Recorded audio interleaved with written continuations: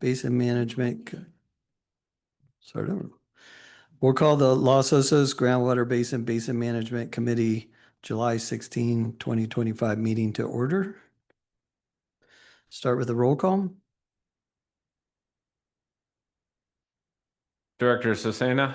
Present. Director Gibson. Here. Director Reinecke. Here. Chair Zimmer. Here. Move to the Pledge of Allegiance. I pledge allegiance to the flag of the United States of America and to the republic for which it stands, one nation, under God, indivisible, with liberty and justice for all.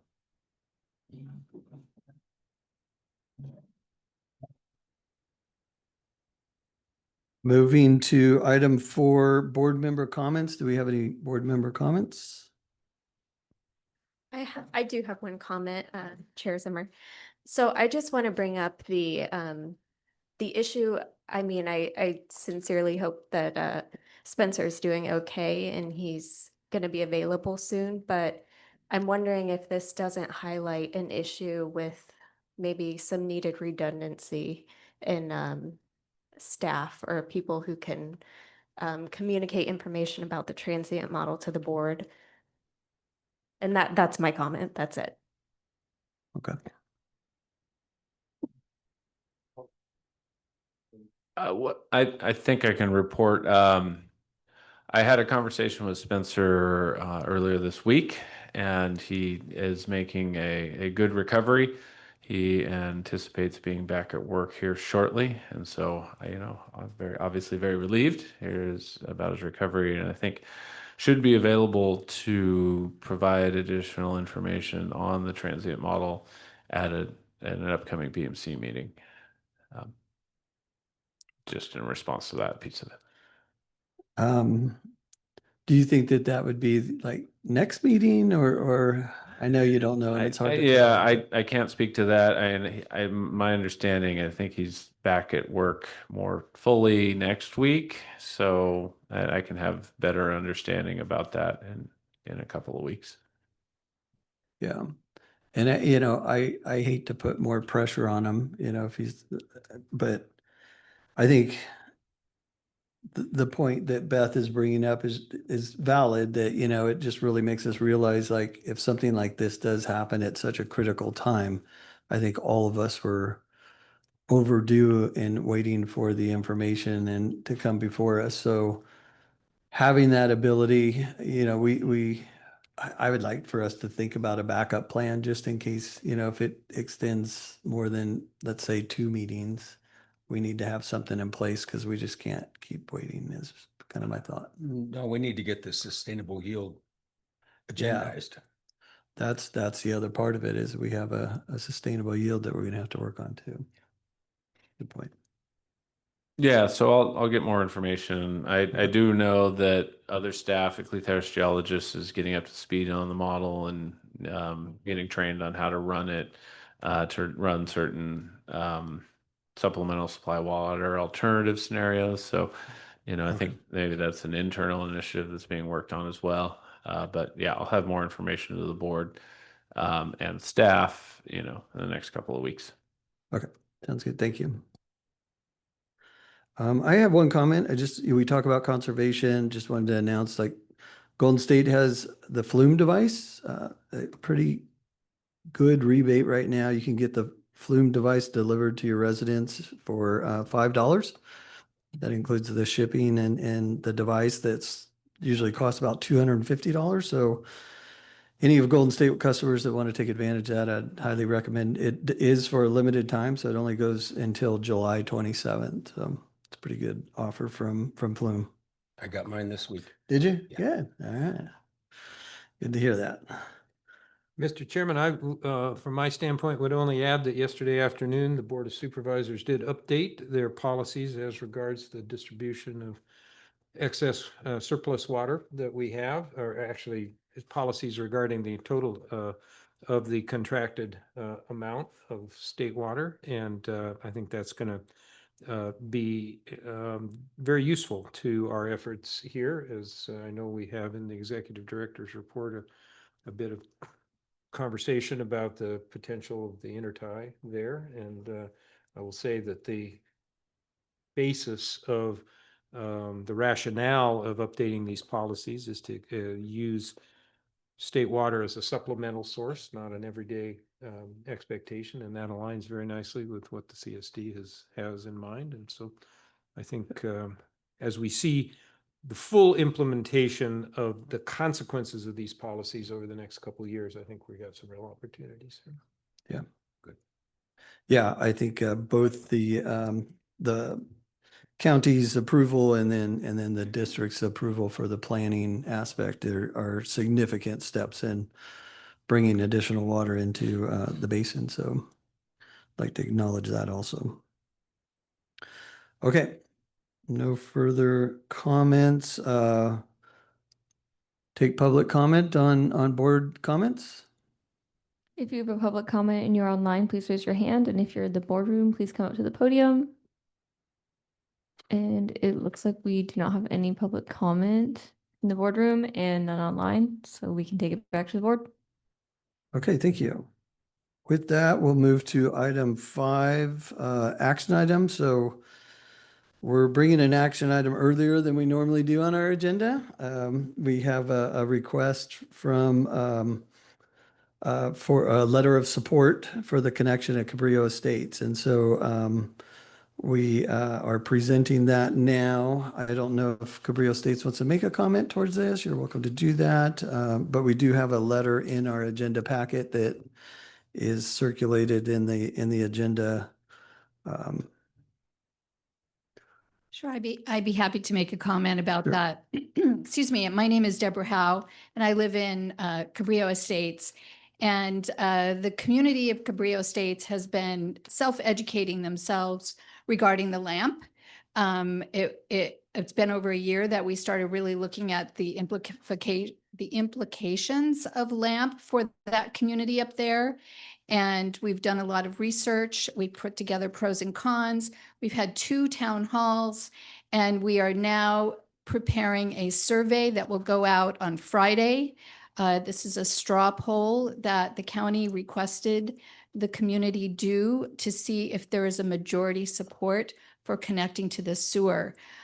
We did do a non-official sort of survey, and we did have a lot of support. So we've continued down this path.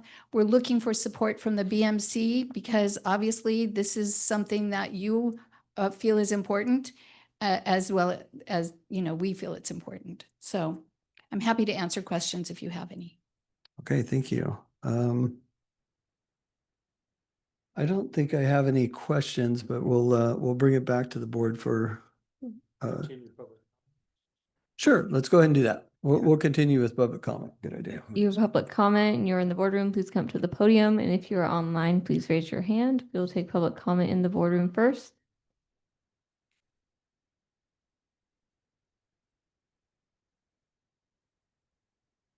Good afternoon, Becky McFarland, Los Osos. It's a great idea to have Cabrillo Estates on the sewer. Some of you might remember James Bishop on LOCAC a few years ago talking about the new on-site wastewater treatments or OWTs that could be put in. At that time, he said they still release 30% of the nitrates and other wastes into the soil, which goes into our aquifer. I just talked to him last week or emailed him. He says it's 50%. So no way. It's time to hook up that neighborhood and the rest of the town to clean our aquifer. Our nitrates are going up, and any bit of making things better, we need to do that now. And thank you, board, if you're supporting this. It's awesome. Bye.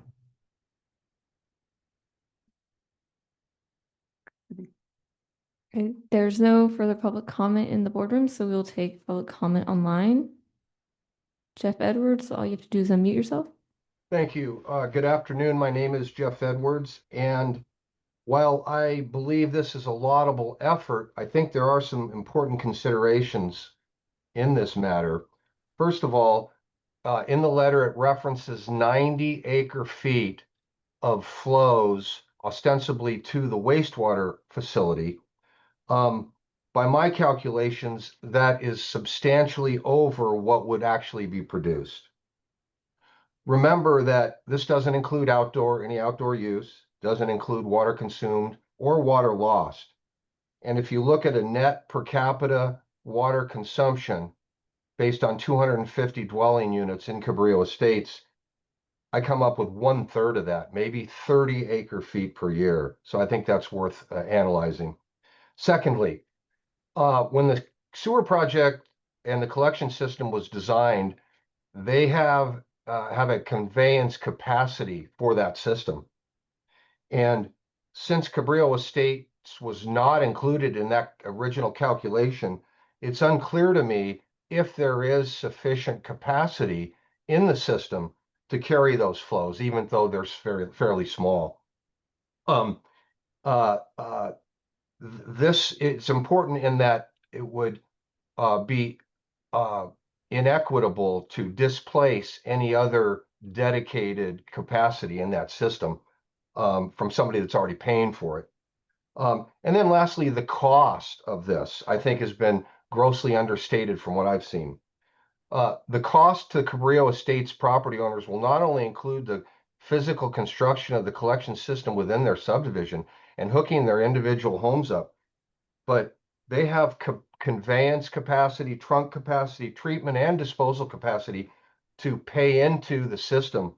So my estimates are that this will be about $60,000 per property for this effort, plus ongoing operation and maintenance costs, which are fairly substantial. So the cost picture is something I think the Cabrillo people really need to pin down before they take any more time with this Basin Committee or the public. Thank you.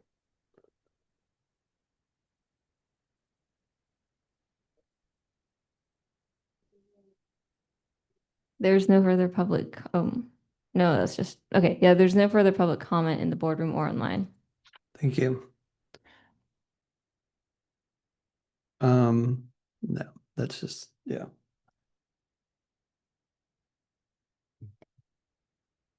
I would like to respond to the last comment. So, in terms of cost, I think 60,000 is probably a fair estimate for what each household would have to pay. But I also think that there are several houses in that community that would probably be paying 100,000 or more for their specialized system. And in addition to that, they would also have the permitting fees and the annual inspections. And those systems are probably what, a 30-year lifespan. So that cost, I think they have considered it. I just want to kind of speak on behalf of the homeowners, just because I know they can't. Okay. Yeah. Thank you. Mr. Chairman, if I might, as you heard me say last time, I'm going to abstain on voting to approve this letter because of the relationship of the county to the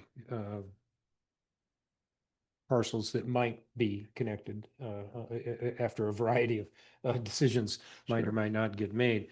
And as such, this committee is certainly free to craft the language of this letter as it wishes. I would only observe that in the draft letter, there are 3 references to this connection as definitively lowering nitrate levels or nitrate pollutions, and would only note for your information that the fate of the amount of nitrates, the fate of nitrates, and if there in fact is any connection of nitrates coming out of Cabrillo to the Gopher is not established by any technical study going back over many, many years. So I just offer that for your consideration. That is not an established fact by any means.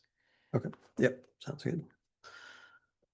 I had a similar comment that, well, thank you for abstaining and clarifying that. But as far as your comment on the letter, generally good letter, don't want to wordsmith it too much, but I did want to take out the references to specific numbers and the amount of water and more generally support the effort that the Cabrillo Estate's going through. And I thought maybe a better term would be the evaluation of connecting or something of that nature. You know, we're putting the connection. I haven't been that close to the project to really know if these numbers, how factual they are. And I think there's going to be additional work to do that, right? I mean, you don't have all the work in place to confirm that number. You're still going to have to go down a process. But right now, you're generally looking for our support. And I think there is some water savings, nitrate improvements, all of that, I think is positive and do want to support the letter. I think a couple changes in the words and the language, we would get there. As far as the, nitrate pollution, my recommendation was that we use the same language we use in our annual report to describe that, whether it's nitrate contamination. I didn't go back and look it up, but I know we describe it in a specific way. So things like that, just so that we're consistent, and then take out the actual numbers of the amount of cost and estimated savings. Because I don't know that. I haven't been that close to sign off on something like that to say that that's factual or not. But generally want to support this and send out the letter. I agree. Okay. I concur with that. And I do want to mention one thing. So I understand there may not be a specific study, but there is a technical memorandum that was put together by our staff hydrogeologist not too long ago. I want to say, oh gosh, Dan probably knows the year. Um, but he was specifically looking at this issue. And while he may not have pinpointed Cabrillo Estates as the only influence on the upper aquifer nitrate contamination, I do think that he did a good job of outlining the ways in which that was probably likely. So I understand the study may not have been definitive, but I do think that there's enough information out there for us to say that this project would go a long way in terms of alleviating the nitrate loading into our upper and then eventually lower aquifers. And I generally support that, that's, yeah. So do we want to make the corrections afterwards or how do we want to handle this? Maybe the board could direct staff to make edits to the letter and circulate it with BMC party staff for their approval and then distribution. Then Sounds we good. don't have to come back to the board. Perfect. Yep. Sounds Okay. good. All right. Okay, thank you. We'll go to, we've already had public comment on this one. We went out of order on that too. So we're going to move on to our next item. We have no special presentation at this time, so we're going to go to consent agenda. We have two items on consent. 2025 financial report and approval of the June 18, 2025 BMC meeting.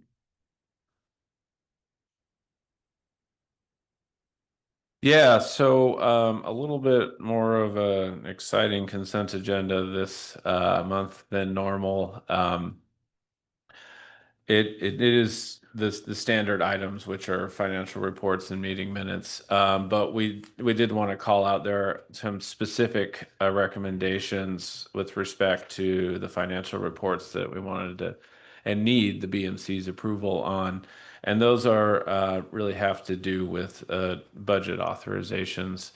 I think, as we mentioned at last month's meeting, there's a lot of initiatives going on with the transient model and related items. And so there has been a higher level of effort associated with the BMC activities than we normally see.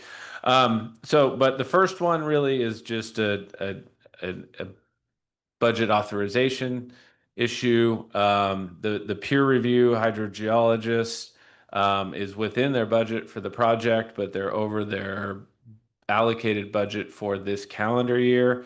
And it had to do with the timing of when the work for the peer review fell within the different calendar years. We had allocated 15,000 last year and didn't use it because there wasn't time. We weren't ready for peer review. And so then we rolled it over to this year. Didn't roll it over, but allocated another 15,000 this year, but that wasn't sufficient to cover the outstanding balance on their contract amount. So it's we have in here just to authorize moving money from contingency to cover the peer review budget. That again is within their contract amount, just was over the amount we included in the calendar year 2025 budget. The second item, yes, and Jamie made slides for me, relates to additional level of effort, as I referenced earlier, associated with the annual report and the transient model, and really largely tied to ongoing issues related to the transient model, and then also some other initiatives that the BMC is working on. So we've got proposals from Cleith Harris Geologists for technical support services. That's our technical contingency that the BMC includes in its budget. We had 15,000 allocated for this year. In April and May and June, you can see we've had a number of additional costs associated with the transient model, some associated with the LA 14 and 16 modifications and collection of additional groundwater monitoring data to take advantage of our modifications. And then in June, associated with interface with the Technical Advisory Committee for the transient model, annual report, response to comments, and then another just sort of technical item that came up from DWR with the migration from CASGEM to the Sigma portal. So what we have a request here is to authorize the approval of these technical support services, and then additionally, these requests is slightly over the budget of 15,000. So an additional request to move some money from contingency into that technical support services budget to cover these additional costs.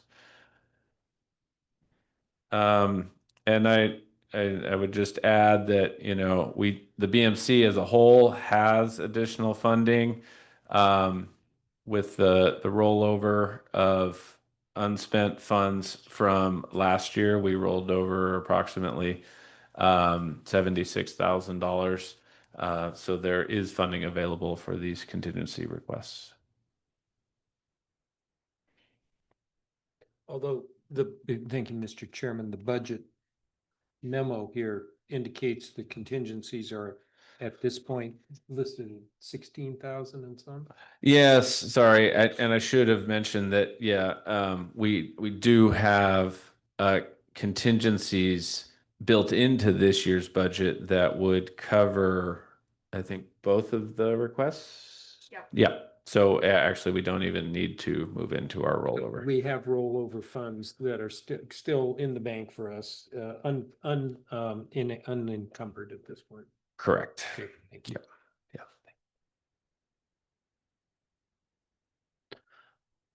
Okay, thank you. We'll bring it back to the board. Any questions or comments? I do have just a question. So, as far as funding goes and the transient model in general, is there an end date for this project in sight? Yes. I mean, so the transient model and then really the larger water recycling funding study is being largely paid for by a grant, and that grant has a termination deadline of this fall. And so, in essence, you know, we're going to have completed the scope of the work and spent the money that we had allocated, or the budget that we had allocated for the grant and the other sources by this fall. And so in essence, I would consider that a potential end date for the project. Now, the transient model, obviously, it's a tool set that we developed and the BMC can continue to utilize to support our initiatives. But we would need to look for alternate funding sources to pay for that additional work and use of the model. Thank you, Dan. And you actually started leading into my follow-up question, which was, so now that we have the transient model, are we going to do some kind of an RFP for management of the model on an ongoing basis? Is this something that's being discussed at staff level, or have you considered it? I mean, obviously, we're not going to stop using the transient model And I understand that Cleith Harris has done the model and there are staff hydrogeologists. But I wouldn't think this falls into the scope of what their normal annual management work is for the BMC. So obviously we're going to be paying more. And I'm just wondering if we have started thinking about that and if we have anyone in mind or if we should start maybe getting potential parties involved. I know there's been a couple peer reviews that could be potential third parties. You know, I think we're kind of drifting out of the consent agenda. I think that would be something to add to an agenda item and have a deeper discussion, because I think we could go on and on. You know, I think that's an important topic. I don't want to take that away from you, but I do think we're on a consent agenda topic right now.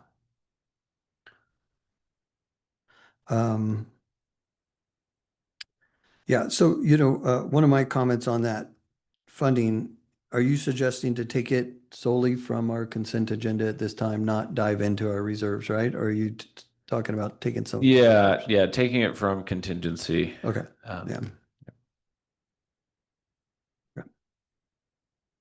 One other question on the budget. It looks like we're like our web hosting. I know that's a small amount, but at some point I'd like to address, it looks like we're 85% of our budget. We don't need to address it right now, but we probably do need to answer that question, why we're at 85%. We still got a long ways to go. Did we under budget or do we need to make changes next year in our budget? I believe that is actually, it's just an annual payment. So okay. I think we've paid for the year, and it's only 85% of what we had budgeted. We had another basin that we helped manage had gotten a quote earlier for a higher amount, so we budgeted for that, and then I think the bill came in for the BMC and it was lower, and so we that sounds good. All right, thank you.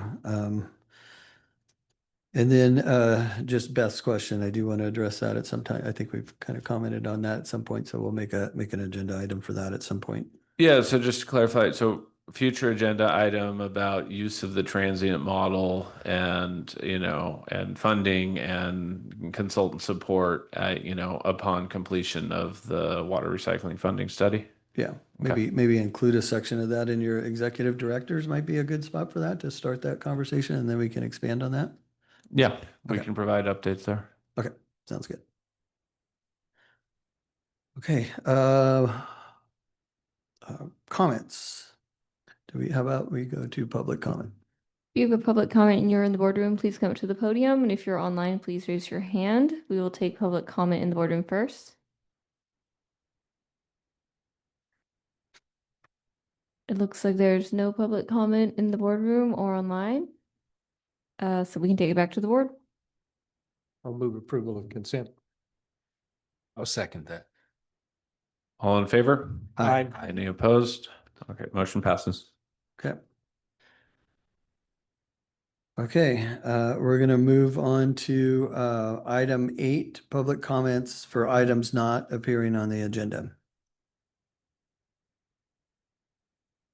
If you have a public comment and you're in the boardroom, please come up to the podium. And if you're online, please raise your hand. We will take public comment in the boardroom first. Hi, Lynette Brooks. Oops, we need to reset the timer here. Oh. Thank you. Hi, Lynette Brooks. You're going to be hearing this until you do something about it, so you might as well get used to it. Once again, sustainable yield is not on the agenda. For years, the BMC has been ignoring the rising chloride metric and statements in the annual reports, which are signed and stamped by a professional geologist, about worsening intrusion. I attached one of those to that packet I gave you from the 2024 report that says, the transient model will provide a more detailed understanding of both the aerial pumping distribution and the lag involved in seawater intrusion mitigation. Now you have a model that says sustainable yield is less than 1,830 acre-feet a year, and you are not even discussing it. I realize the author of the model report is not currently available for questions, but he already wrote his report. Delaying a decision until he is available is irresponsible. Waiting to see if we ever get state water is irresponsible. The stipulated judgment states it is essential that the Basin Management Committee have flexibility to adapt to changing conditions. So please act on those changing conditions and reduce the estimate of sustainable yield for use in 2026 now. This is the only fair way to prevent future homeowners from spending money on architects and engineers because they think they may be on the build list for next year. Once again, the BMC is holding a regular meeting during working hours. For some reason, when the county wanted to start development, a large meeting was held on a Saturday to convince people that the county knew what it was doing and that everything was going to be okay. At that meeting, the public was assured the old model was the best method to determine sustainable yield and that a new model would be coming soon. Members of the public urged the county to wait for the new model, but the county proceeded with an out-of-date model. Now, however, when the new model is showing the basin is not sustainable, I have seen no notice that a large Saturday meeting is being scheduled. The LOBMC approved the sustainable yield number that led to the county approving new development and has just as much responsibility as the county to now go to the public and say, we were wrong. At the meeting, you can also talk about the improvements you are making, getting the recycled water to the schools and the park, and about new monitoring wells to collect better data about the basin. The LOBMC also has the responsibility to go to the County Board of Supervisors and the California Coastal Commission and ask that development be halted because pumping is exceeding sustainable yield. This is what the citizens of Los Osos were promised. This is what protecting the groundwater in the basin means. This is what the stipulated judgment has required since 2015. Thank you. Yeah.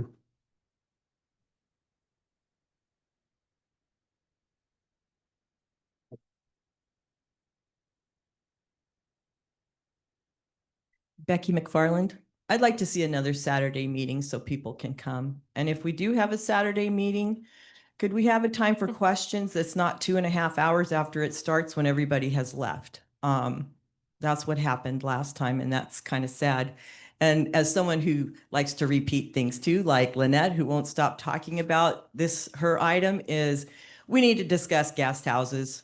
I know it's a county thing, but you purveyors, you don't get will serves for these, but there's an unlimited amount of guest houses, 2-bedroom, 1-bath homes that can be built and are being built, are not supposed to be lived in full time, but yet they are.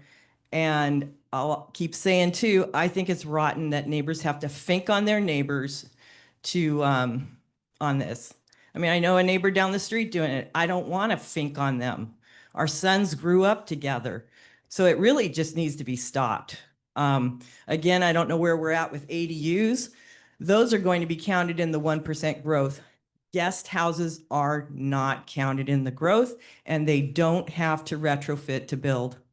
And then I have a question for purveyors. I was looking at my water bill, and Matt didn't get a chance to get back to me, but my water bill says that we are now at stage 1 drought. I think, wasn't it this last spring, we had a CSD, was at the utilities meeting where the drought stage went from 3 to 2. So I'm wondering where stage 1 came from, because we didn't get a lot of rain this year. Thank you.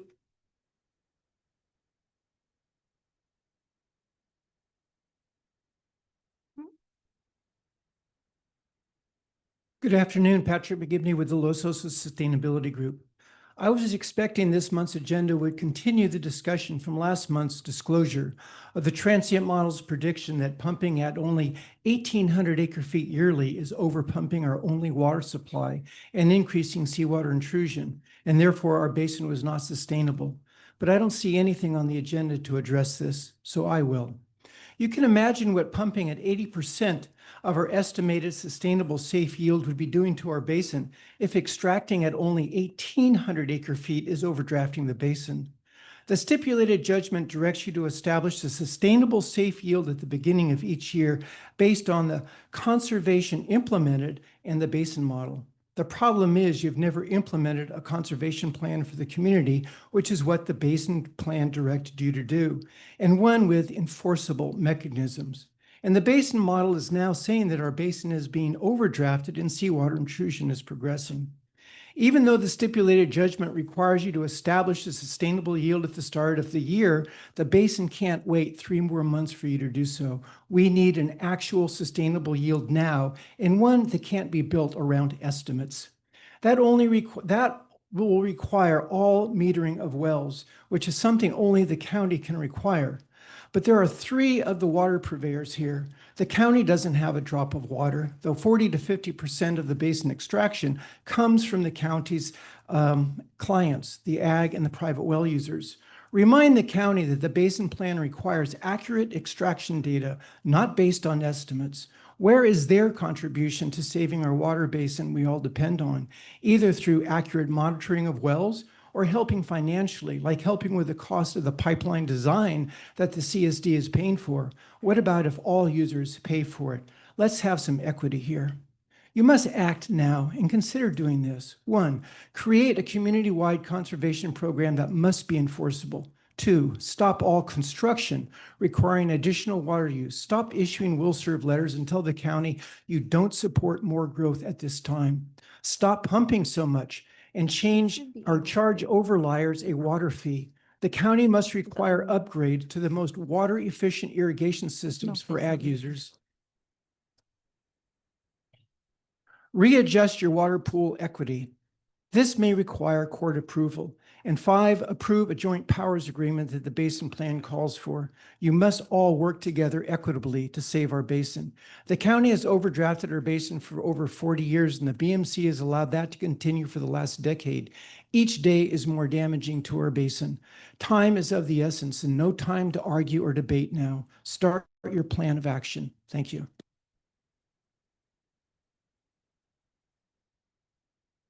There's no further public comment in the boardroom, but there is one online. Jeff Edwards, all you have to do is unmute yourself. Thank you. Good afternoon. My name is Jeff Edwards, and I wanted to talk a little bit more about the State Water Project. And as you heard, the supervisors yesterday afternoon updated their policy in connection with our county's 25,000 acre feet of state water entitlement. This is extremely timely. And as most of you know, the CSD is the lead agency, has been the lead agency on the Intertie pipeline, approximately 2.7 miles that would connect the Choro Valley pipeline to Los Osos.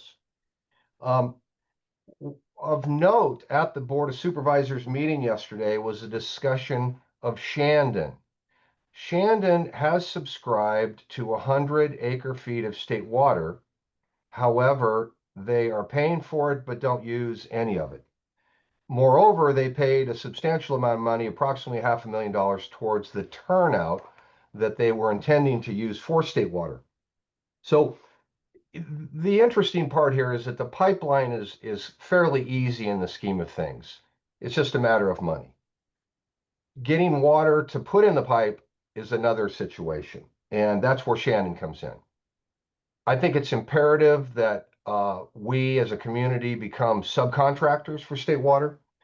And if we're able to approach Shandon to acquire some of their entitlement, then we can become subcontractors. For example, we could acquire anywhere from, say, 20 to 40 acre feet per year, leaving Shandon with a substantial amount in case of emergency. We could also pay Shandon a signing bonus, if you will, to help compensate them or reimburse them for their turnout and negotiate a deal. As a subcontractor, then we will be able to go to other subcontractors. There's 11 right now total. And some of those subcontractors want to unload some of their water. So at that point, we'd be on an even level playing field, subcontractor to subcontractor, and we can make arrangements for additional deliveries. So I think this is something that we need to pursue, again, on a super timely basis or a super expedient basis. Let's go negotiate with Shandon. Then in my closing time, I'd like to mention the inflatable dam at Los Osos Creek, right at the bridge of Los Osos Valley Road, in stream, high flows, seasonal, inflatable dam, low cost, low tech. We need to pursue this. This would actually enhance lower basin recharge, zones D and E, add to our safe yield, And again, it's very low tech, low cost. We need to put the inflatable dam on the agenda, please. Thank you. All right, there's no further public comment in the boardroom or online, so we'll take it back to the board. Okay, thank you. We will, I think much of what I heard is actually on some of our action items coming up. We have some WRFP study alternatives, talking about projects, actions. We've talked about the urgency of the modeling. So, you know, we are working on these very important details. It does take a little bit. We've, you know, we're putting them onto the agenda and tackling them as efficiently as we can.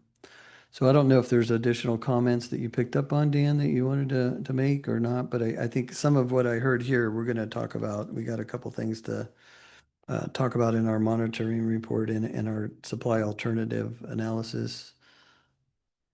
In terms of sustainable yield, though, won't we have some sort of number, at least by the time the grant is due or over this fall?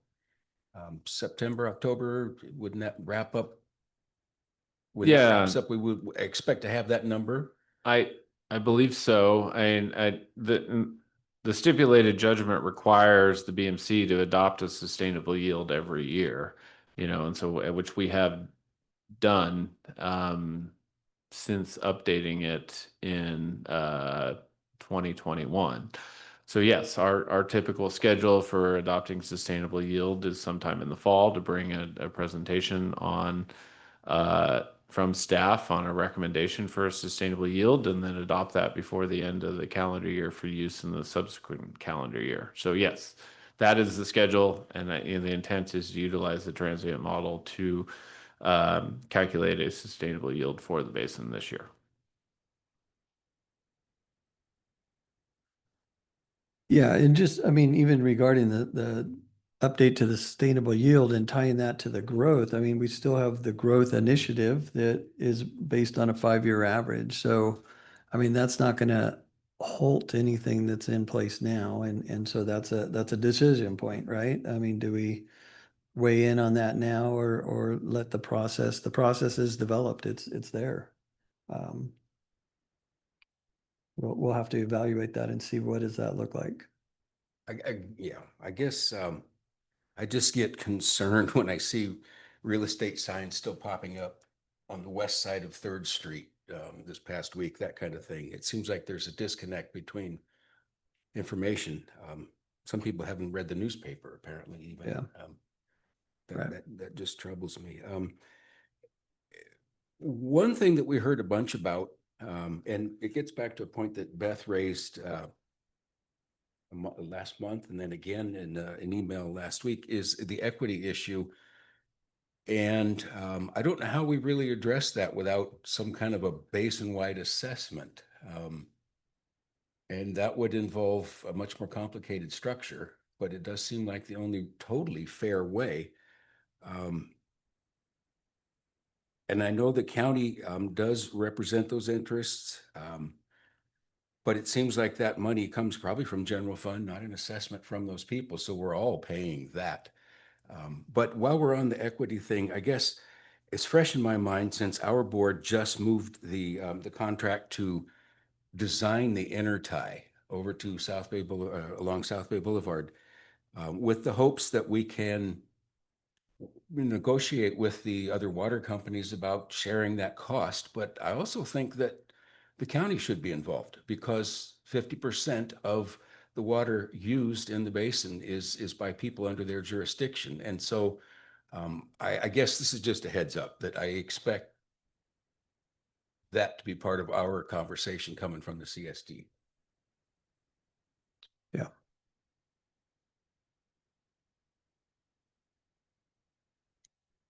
I'll just add to what Chuck said about equity. I mean, S&T may be a little bit geographically removed from the pipeline, but we do intend to, I guess, support the project financially to the extent that we are able to. So I just want to put that out there.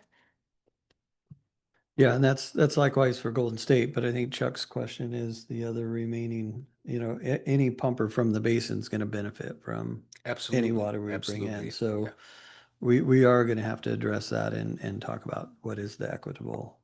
And then if there is some contributions, what about people that are benefiting after the water, let's say we bring in state water for 5 years and then you got a new user that comes on and there's excess capacity because the existing water purveyors have been paying for this water to come in and now you got a new user that's capitalizing on that benefit. So I think there's a lot to consider when we talk about state water. And we'll definitely should have that on our agenda to talk about. As soon as possible. Yeah. Yeah, just one thing to comment on that. A number of years ago, and I can't remember exactly what year it was either, unfortunately, but within the last 5 years, we did a funding study. We hired a consultant that specializes in evaluating different funding mechanisms to fund management and/or infrastructure projects. And I think it's probably time that we dust that study off and reevaluate it at a staff level.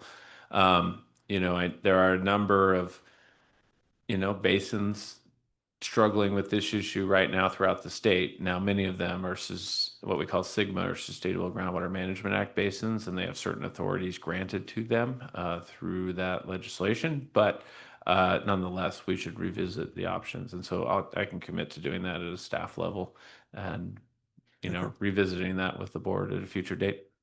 Yeah. There was also a study of possible governance models as well. Yeah. I'll just add one last thing. So thank you, Dan. I appreciate that comment.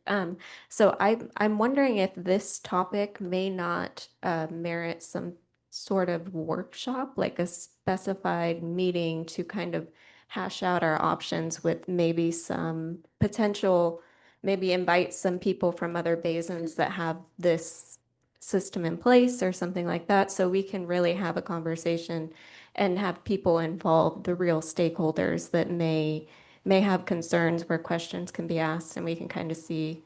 I feel like this isn't a topic that we're not going to get this worked out at a BMC regular session meeting. I just don't think.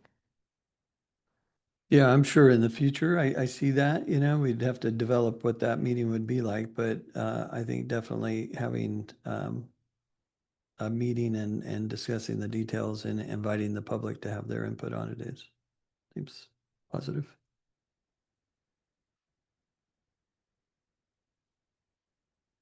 Okay, we'll go ahead and close public comment. We'll move to item 9, our executive director's report.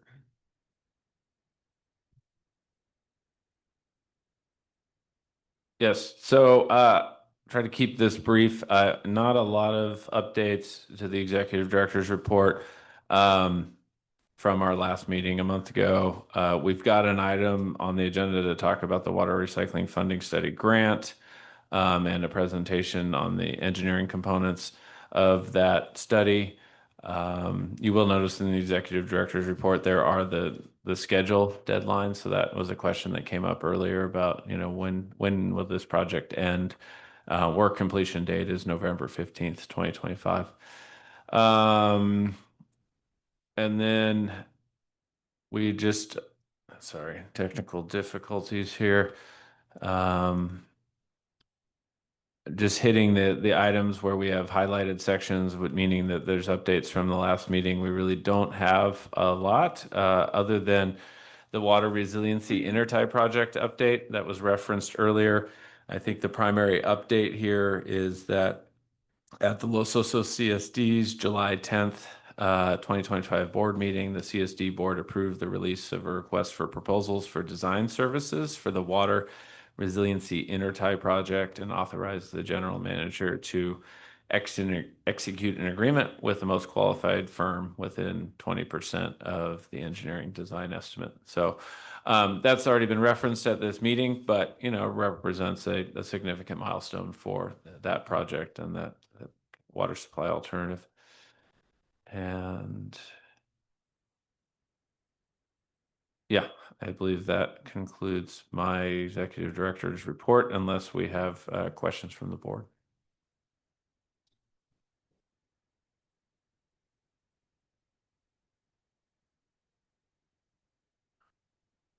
Any questions before we go to public comment? Okay, we'll go to public comment. If you have a public comment and you are in the boardroom, please come up to the podium. And if you are online, please raise your hand. We will take public comment in the boardroom first.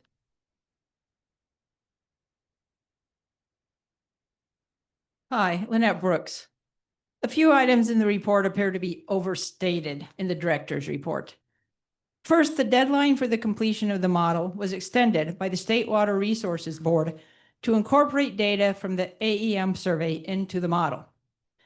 From the model report, however, AEM data was barely examined and was not incorporated in the model.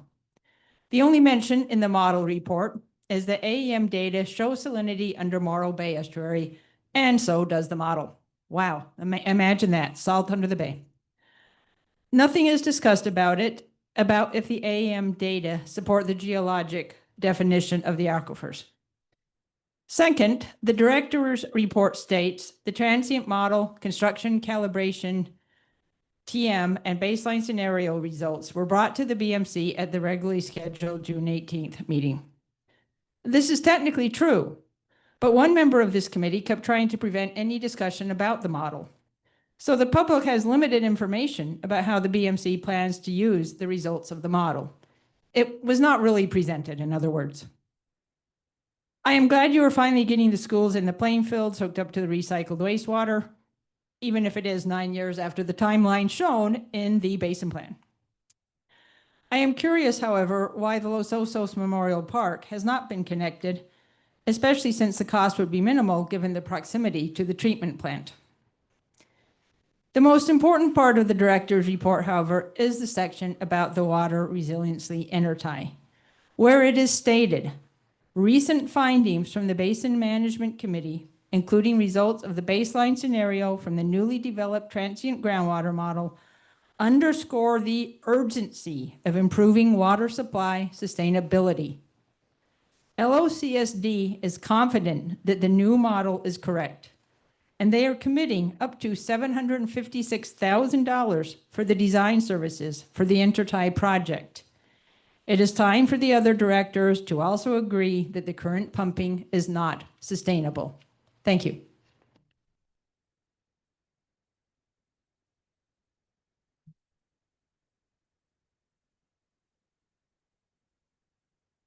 Patrick McGivney, the Sustainability Group. To Dan Heimel, in your last several directors' reports, you have added a county promotion to the Title 19 retrofit to build hype, inviting members of the community to help would-be builders acquire water credits in order to build. That would not help preserve our water basin, as you state, and your reports are not meant for the free advertising for the county. The county's declaration that the basin is sustainable and ready to support more growth is encouraging trusting individuals to spend thousands of dollars buying lots thinking they can build now. Can't you see the lawsuits coming your way for misrepresentation? Please stop it. If there are retrofits that still can be done, that should be a mandatory thing for all water users and offset by the rest of the $5 million the county committed for conservation purposes. Half of that should still be left. And any water savings should stay right in the basin to support its recovery, not used for more development. The transient model is now confirming what many have been saying for years, that our water basin is overdrafted with the current water use. The BMC should not be promoting more growth. If Bruce Gibson wants to put that in his newsletters, he can continue this deceptive practice, but lawsuits will likely come, and the BMC should not be caught in the middle. And to Mark Zimmer, you have issued will-serve letters for new developments up in Cabrillo. These are getting appealed. In the letters, you say Golden State Water Company is able to provide domestic and fire protection water services. You know our basin is in overdraft, and adding more development is only going to worsen the problem. And where is all the fire protection water coming from? We don't have enough water for the domestic use, let alone fire protection. What are you thinking? What is also added in all of the director's reports is the warning from the Department of Water Resources that our water basin is in critical overdraft. Why has this not sunk in yet? The county has lied to all of us, saying that our basin is sustainable. We now know it is not. Yet the county is still approving new water use development. This has to stop. Be part of the solution, not the problem. Stop issuing will serve letters and stop supporting new growth. We don't have the water. This should not be a debatable issue anymore, though the county will still be wanting to question all of it. They want development. They want property tax revenue and construction fees. They want our community to pay for their salary increases they gave themselves a year ago in the midst of a budget crisis. Enough gaslighting. You know the water crisis our community is facing. Start managing our water basin. It's the only water source we have, and state water is years away. Lastly, thank you to S&T Mutual and to Beth Reinecke for stating the obvious in 5 major changes that needs to happen to the road of managing our basin. We hope you are all listening to her and you act. Thank you.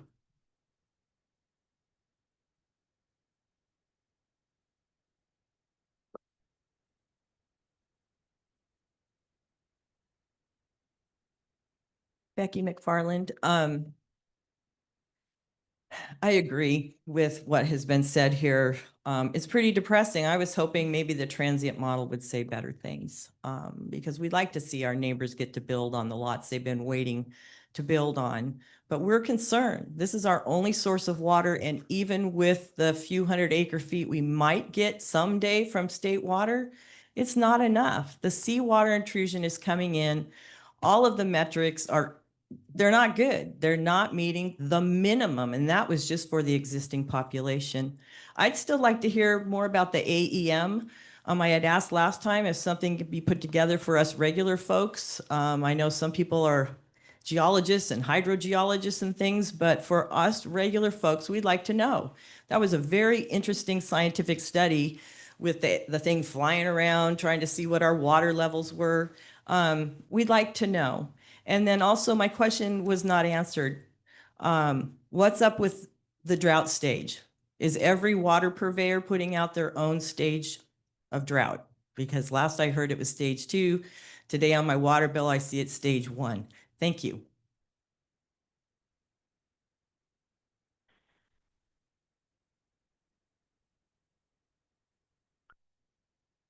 You reset. Thank you. Richard Margetson, the retrofit to build, Title 19, it says here, no Title 19 retrofit to build certificates were issued in June 2025. Below that on this page is a chart of where the recycled water is going from by month. Could we get a chart that shows how many certificates are being issued every month? Okay. I see people writing down. And then I've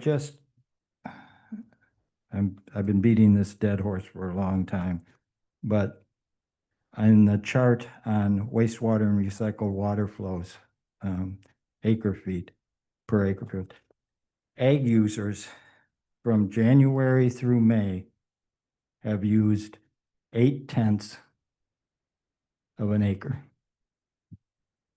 0.8 of an acre.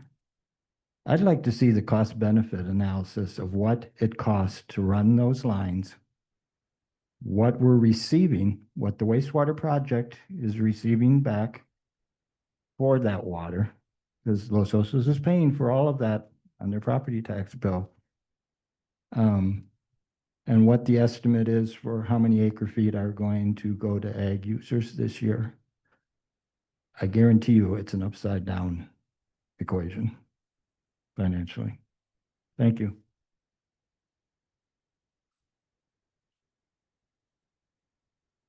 Right, there's no further public comment in the boardroom, so we will go to online. Jeff Edwards, all you have to do is unmute yourself. Thank you. My name is Jeff Edwards, and I wanted to speak to the ED's report. If you will, I'd like to draw your attention to the Basin Plan Infrastructure Projects Matrix. And in particular, I'd like to speak about the program Seawells. And as most of you know, the expansion well number 2 program C well developed by the LOCSD on Bay Oaks and South Bay is pending operation. It's taken a while to get that online, but hopefully it will be quite soon. And that raises the question of proceeding on expansion well number 3. And I think all things considered, this is something that needs to be moved on immediately. It was removed from the deferred list or the deferral list 2 years ago, and yet nothing's happened. So I would urge the BMC to urge its respective members to proceed with all due haste on that. Then also on the matrix, there's reference to Program U, or Urban Water Reinvestment Program, and in particular, the Creek Discharge Program.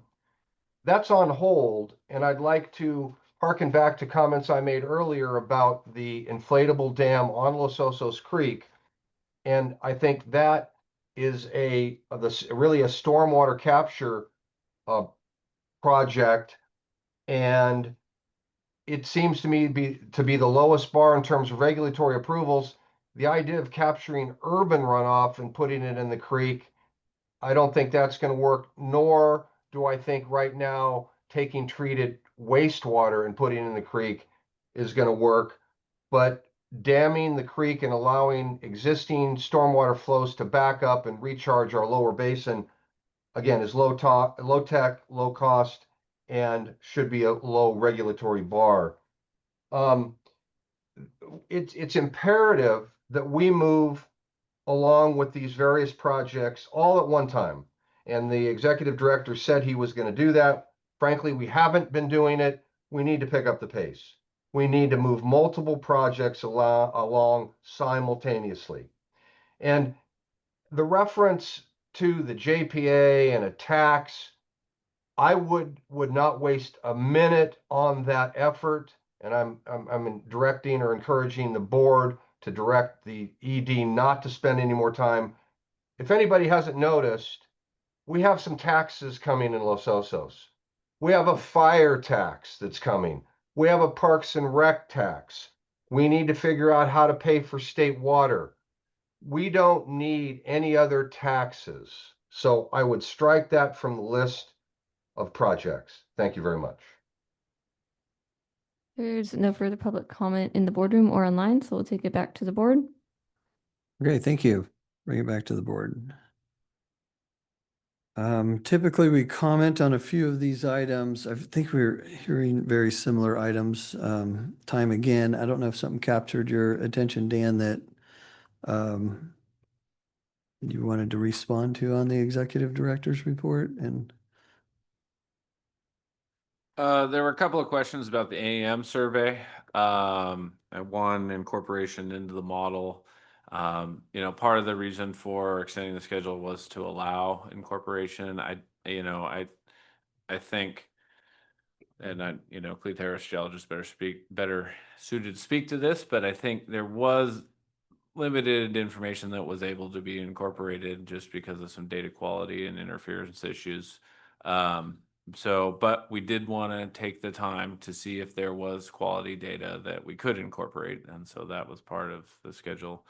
A presentation on what the AEM survey data told us, I think would be helpful. It'd be helpful for me as somebody who's interested in groundwater, but I don't necessarily know how to interpret it. We do have a geophysics investigation task this year. So our hope is to do additional geophysics surveys and then analyze those results. So hopefully more to come on that, I guess, is what I'm getting at here. I think the drought stage, maybe that's a question that can be addressed by the purveyors. Sure. Yeah. So we do have different stages. We have different programs, and those programs might be labeled the same, stage 1, 2, and 3, 4. I think you go up to 5 too, right? We both go up to 5, but what is in those stages is different. And so I don't know if just mentioning the stages is comparing apples to apples in that each program. Generally speaking, though, we know that conservation is an item on our list that we need to address. I think there is some room for conservation. I know we held a town hall meeting 5 years ago, maybe. We did a analysis, we did a study on conservation and looked for some opportunities and focused on the low-hanging fruit. Had a town hall meeting, and unfortunately, it wasn't well attended. And so I don't know if that was poor advertising on our part or if it was just, 7 years ago.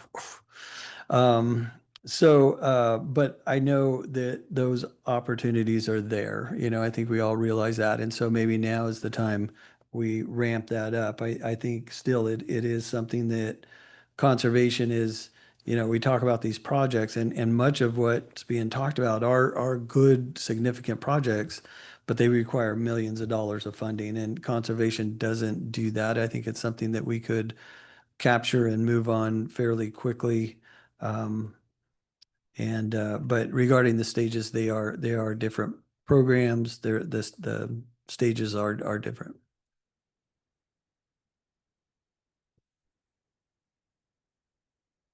I want to make a comment on Richard's comment about the ag users. I mean, that's actually a great observation that he made. I think our ag users are estimated to be pulling, I want to say like a quarter of the water out of our basin. And if they're not maximizing their use of recycled water, I would wonder what can be done to move in that direction. That's a pretty significant amount of water. And in fact, if you look at some of the areas where we need to conserve, that seems just like a really easy, low-hanging fruit if we're going to talk about it like that. So that's one thing. And then again, I'm going to reiterate the AEM study. I would really love to see that if we could get a visual and maybe even a comparison to what we're using right now. And I would hope, if we update our Basin plan, that information is also going to be incorporated. So I would imagine it could even change some of the assumptions that we've been making over the last years. I mean, I don't know what's in it, but I just wonder about that as another tool. Mr. Chairman, if you'd like, I can respond on the ag use. The distribution of recycled water to the ag interests on the east side was consequence of a condition of the wastewater permit. It is required that up to 10% of the effluent be made available for agricultural reuse on a voluntary basis. And that's really the fundamental issue there, is that there's no means to compel any agricultural user to use recycled water as opposed to continue pumping groundwater. The infrastructure was laid basically, again, as a consequence of the condition that the Coastal Commission has essentially imposed on our permit. Would be great if we could get more of that to offset pumping. I think the Program D has the concept of an ag exchange, and so that was again part of the thinking there. But it's a voluntary program, so whatever incentives. There's also the issue of what crops are being grown. It's suitable, it's treated to an extent. It can be applied to leafy greens, but the chemical constituents of the recycled water have to match the crop. And again, as long as water's available from the ag producers' wells, there's not a whole lot of incentive to do that. So that's where we are on that. On the AEM, my understanding and my recollection is that the challenge of using that information for any meaningful enhancement of our understanding of the basin is really the constraints on where that data could be collected. AEM does well when it's flown over undeveloped areas, but if I remember my one course in electromagnetic geophysics about 50 years ago, it doesn't do well over developed areas. So much of the basin, given it's got development over it, is just going to be opaque to the AEM. So to the extent that it can provide any insights, it's going to be on the margins. I think it's worth seeing what that is and closing the book on it. But I think it was evident once they once they defined the potential flight paths, that it wasn't going to be a major contributor to a deeper understanding of the Mhm. hydrogeology of the basin. So, Yeah, regarding that project, did we fund a portion of that project or contribute to that in any way? So I was expecting that we were going to get some report from there or something that it would at least say exactly what Director Gibson just mentioned, that, you know, the information for our purposes wasn't as useful as we'd hoped or something of that nature, you know. Yeah, just some of the background. So that was a DWR funded project statewide, specifically targeted for Sigma basins. Thanks to some lobbying efforts from the local regional board and some other community members, uh, they were able to convince DWR to fly the Los Osos Basin as an adjudicated basin, just given its proximity to some of the other Sigma basins. So, you know, it was kind of a favor that was done. I would say that that data is available on DWR's website in terms of the, you know, the resistivity readings and maybe some interpretation of what they mean. So, I mean, if you want to look at the data, you can, and it's out there. You can see the flight lines. Bruce is right. There are certain FAA restrictions that prevent you from flying over inhabited areas. So large portions of the community couldn't be flown.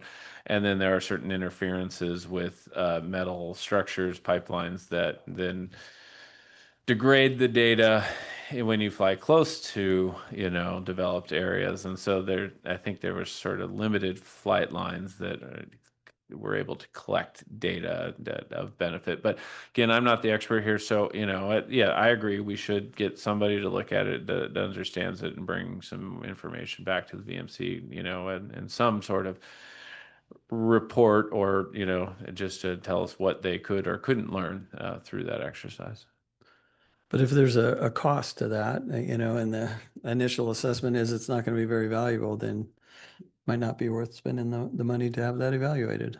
Yeah, I mean, we probably, I know Cleith Harris has looked at it. We could probably at a very low cost get them to provide us a response to this request. Yeah. Yeah, Yes. that's what I'd like to get to, is that final. Yeah. Yeah, so it, you know, I've talked with them verbally. It'd be good to get something in writing, Okay. so we can request that. Okay. And then as far as the recycled water to ag, I think the incentive was the cost of that, right? Wasn't the cost? yeah, well, again, the wastewater plant has a disposal issue that it has to do. So yes, based on the fact that we have beneficial uses of disposal and those uses that are compelled by conditions on the coastal commission, yeah, we wanted to incentivize it, and I forget, it was nominal. it Yeah. was quite nominal, less than $100 an acre foot, if I remember. And but again, it's a question of the alternatives. Feasibility. Yeah. Can you use it? Yeah, well, use it. And do you want to go through the hassle of using it? Do Regulation. you have an option? I mean, I think there was one or two significant parcels, or one or two users that are over the basin but don't have great access to well water because of local geology, who thought they could make use of it. But you know, it's not clear that that's a big deal. You know, they did not seem to create production agriculture where otherwise it would not be, based on the fact they're using recycled water. So yeah, it is what it is. Yeah. Okay. And I would just add, we're going to get more information on that in our next agenda item on the supply alternatives presentation. Okay, one last thing, just the retro certifications, tracking that. I kind of mentioned that early on too. You know, I think that would be something that would be helpful for our conversations about water use and such and development. Yeah, so we can request that. So as you see in the executive director's report, there's certain sections where we get information from other parties. You know, that one section is, you know, we get that information comes from county planning, and, you know, we've been adding to it based on requests. And so, yeah, we can try to get, we can request not just a month by month printout, but a totalizer, for lack of a better term, other charting. That'll be great. All right. We'll go ahead and close the executive director's report. Move to item 10, our action items. We got 10A, the Los Osos Water Recycling Funding Program Study Alternative Analysis.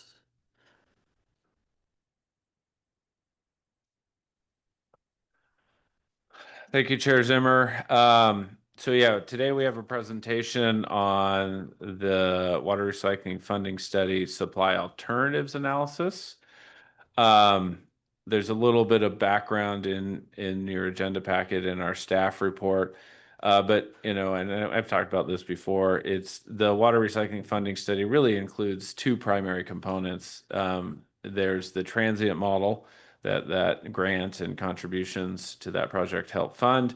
And then there's the supply alternatives analysis, which is where we utilize the transient model to evaluate different potential recycled water and other water supply alternatives to help identify projects or actions to benefit the sustainability of the basin.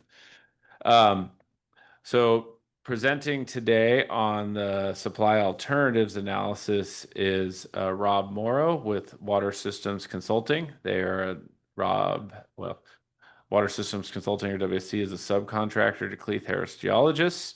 They've been leading the water supply alternatives analysis, and they're evaluating a number of alternatives that I won't go into because Rob's going to do it in more detail. So thank you, Rob. You're Okay, here on screen. Okay, can you hear me okay? Yes. Okay, I'll share my screen. Just give me a sec. And let's see, I apologize. I was planning to be there in person, but summer kid schedules is not good. So, okay, can you see my screen? Yes. Okay, great. So, I just have a few slides to give an update on the work we've been doing here. Again, our work was downstream of the groundwater model update, and there's actually still some modeling that's happening with these alternatives. So we're in the middle of updating yield estimates and cost estimates, but I thought this would be a good time to provide an update to the BMC and get your feedback. I've got about 15, 16 slides. I'm okay if you guys ask questions during it, but I know I've also got a process here. So, but I'm okay if you guys speak up as we go through this. So it's going to give a little bit of a background on what we're getting into with the supply alternatives analysis, then talk about the alternatives and the assumptions we use for that, and then the next steps in the work the team's doing. So the schedules came up on a couple items earlier. We are generally through the model development peer review phase. Obviously, there's some loose ends being tied up right now. And we've developed most of the alternatives now and defined them fairly well at this really high level, planning level alternatives analysis. And we've got a draft report together that we're getting some feedback on internally, and again, waiting on some model results to get a draft for internal review to the TAC, Technical Advisory Committee, that's part of this study. And then we've got some back-end deadlines associated with the grant. And so we're on schedule to meet those with the internal reviews and then getting a draft to the state for them to review to then be ultimately finalized. Okay, so we got some numbers here. Some of you may be familiar with these, but I wanted to walk through them because there's some important assumptions in here. So this table is looking at the original projections from the Basin Plan of potential uses of effluent from Los Osos treatment plant. And then where we are today is on the right side of the table.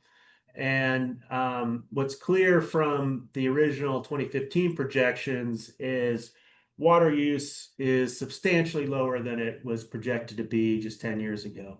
I think that's primarily through pretty impressive conservation that's happening, but also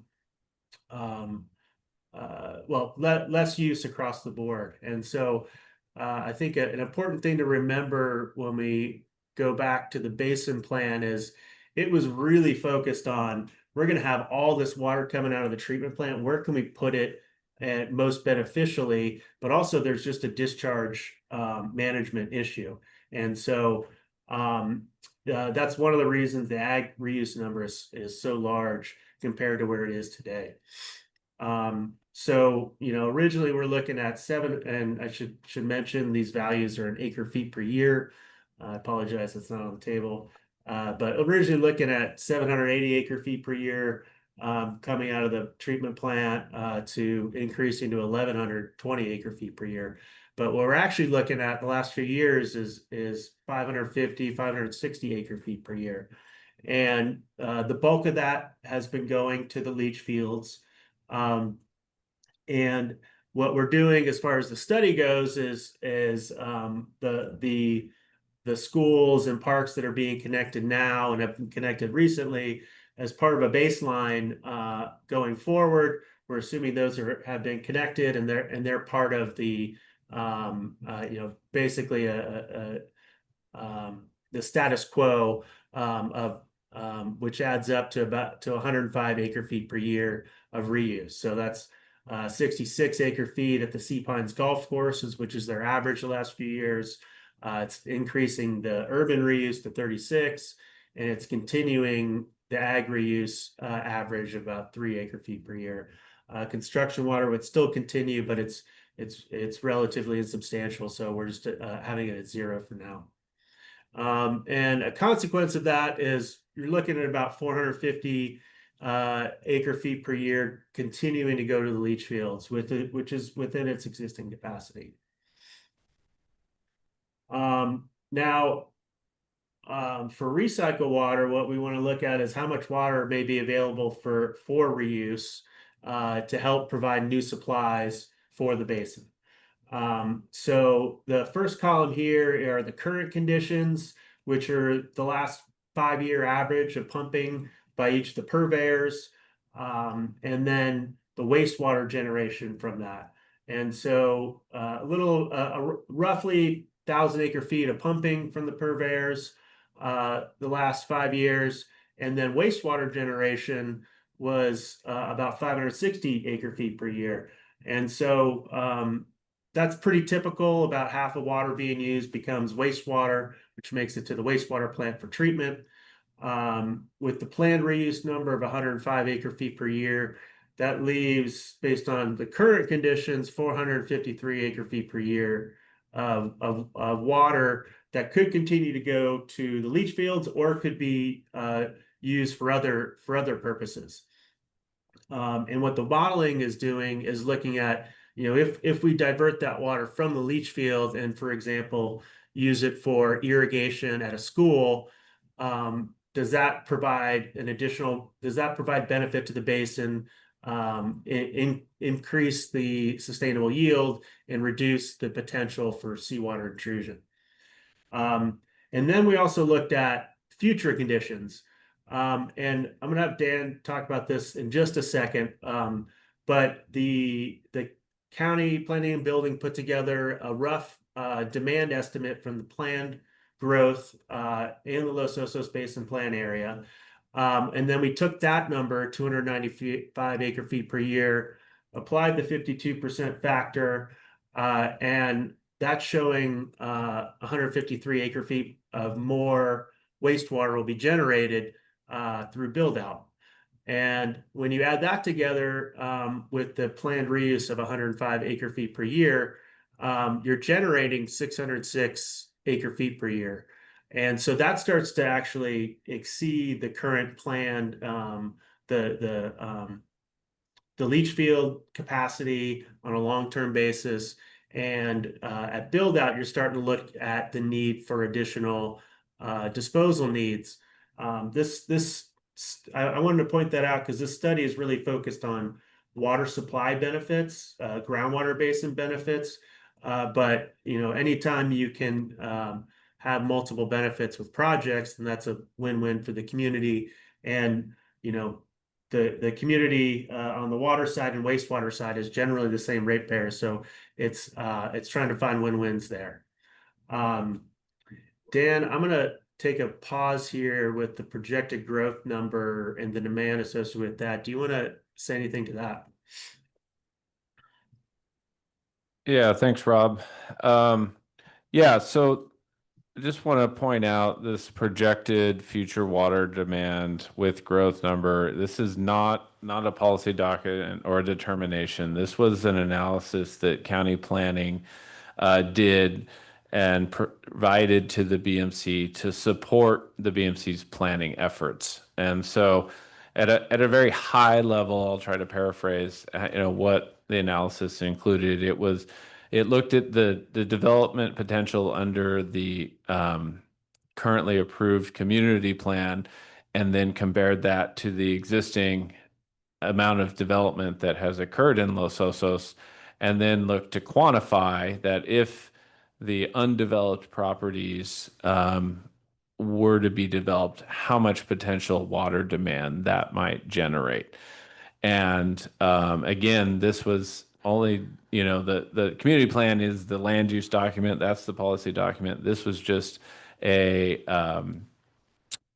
scientific analysis that was done at the request of the BMC because we needed to have some sort of planning horizon when we took on this study of looking at potential future conditions within the basin. And so there is no timing associated with this build out. There is not a growth rate that this is going to happen in 10 years, 20 years, 30 years. It is just that if you take the amount of development in Los Osos right now, and then you were to take that to full development as the community plan allows for with its land use and zoning, this could be the amount of additional water demand that might require for the purposes of evaluating different water supply projects in this study.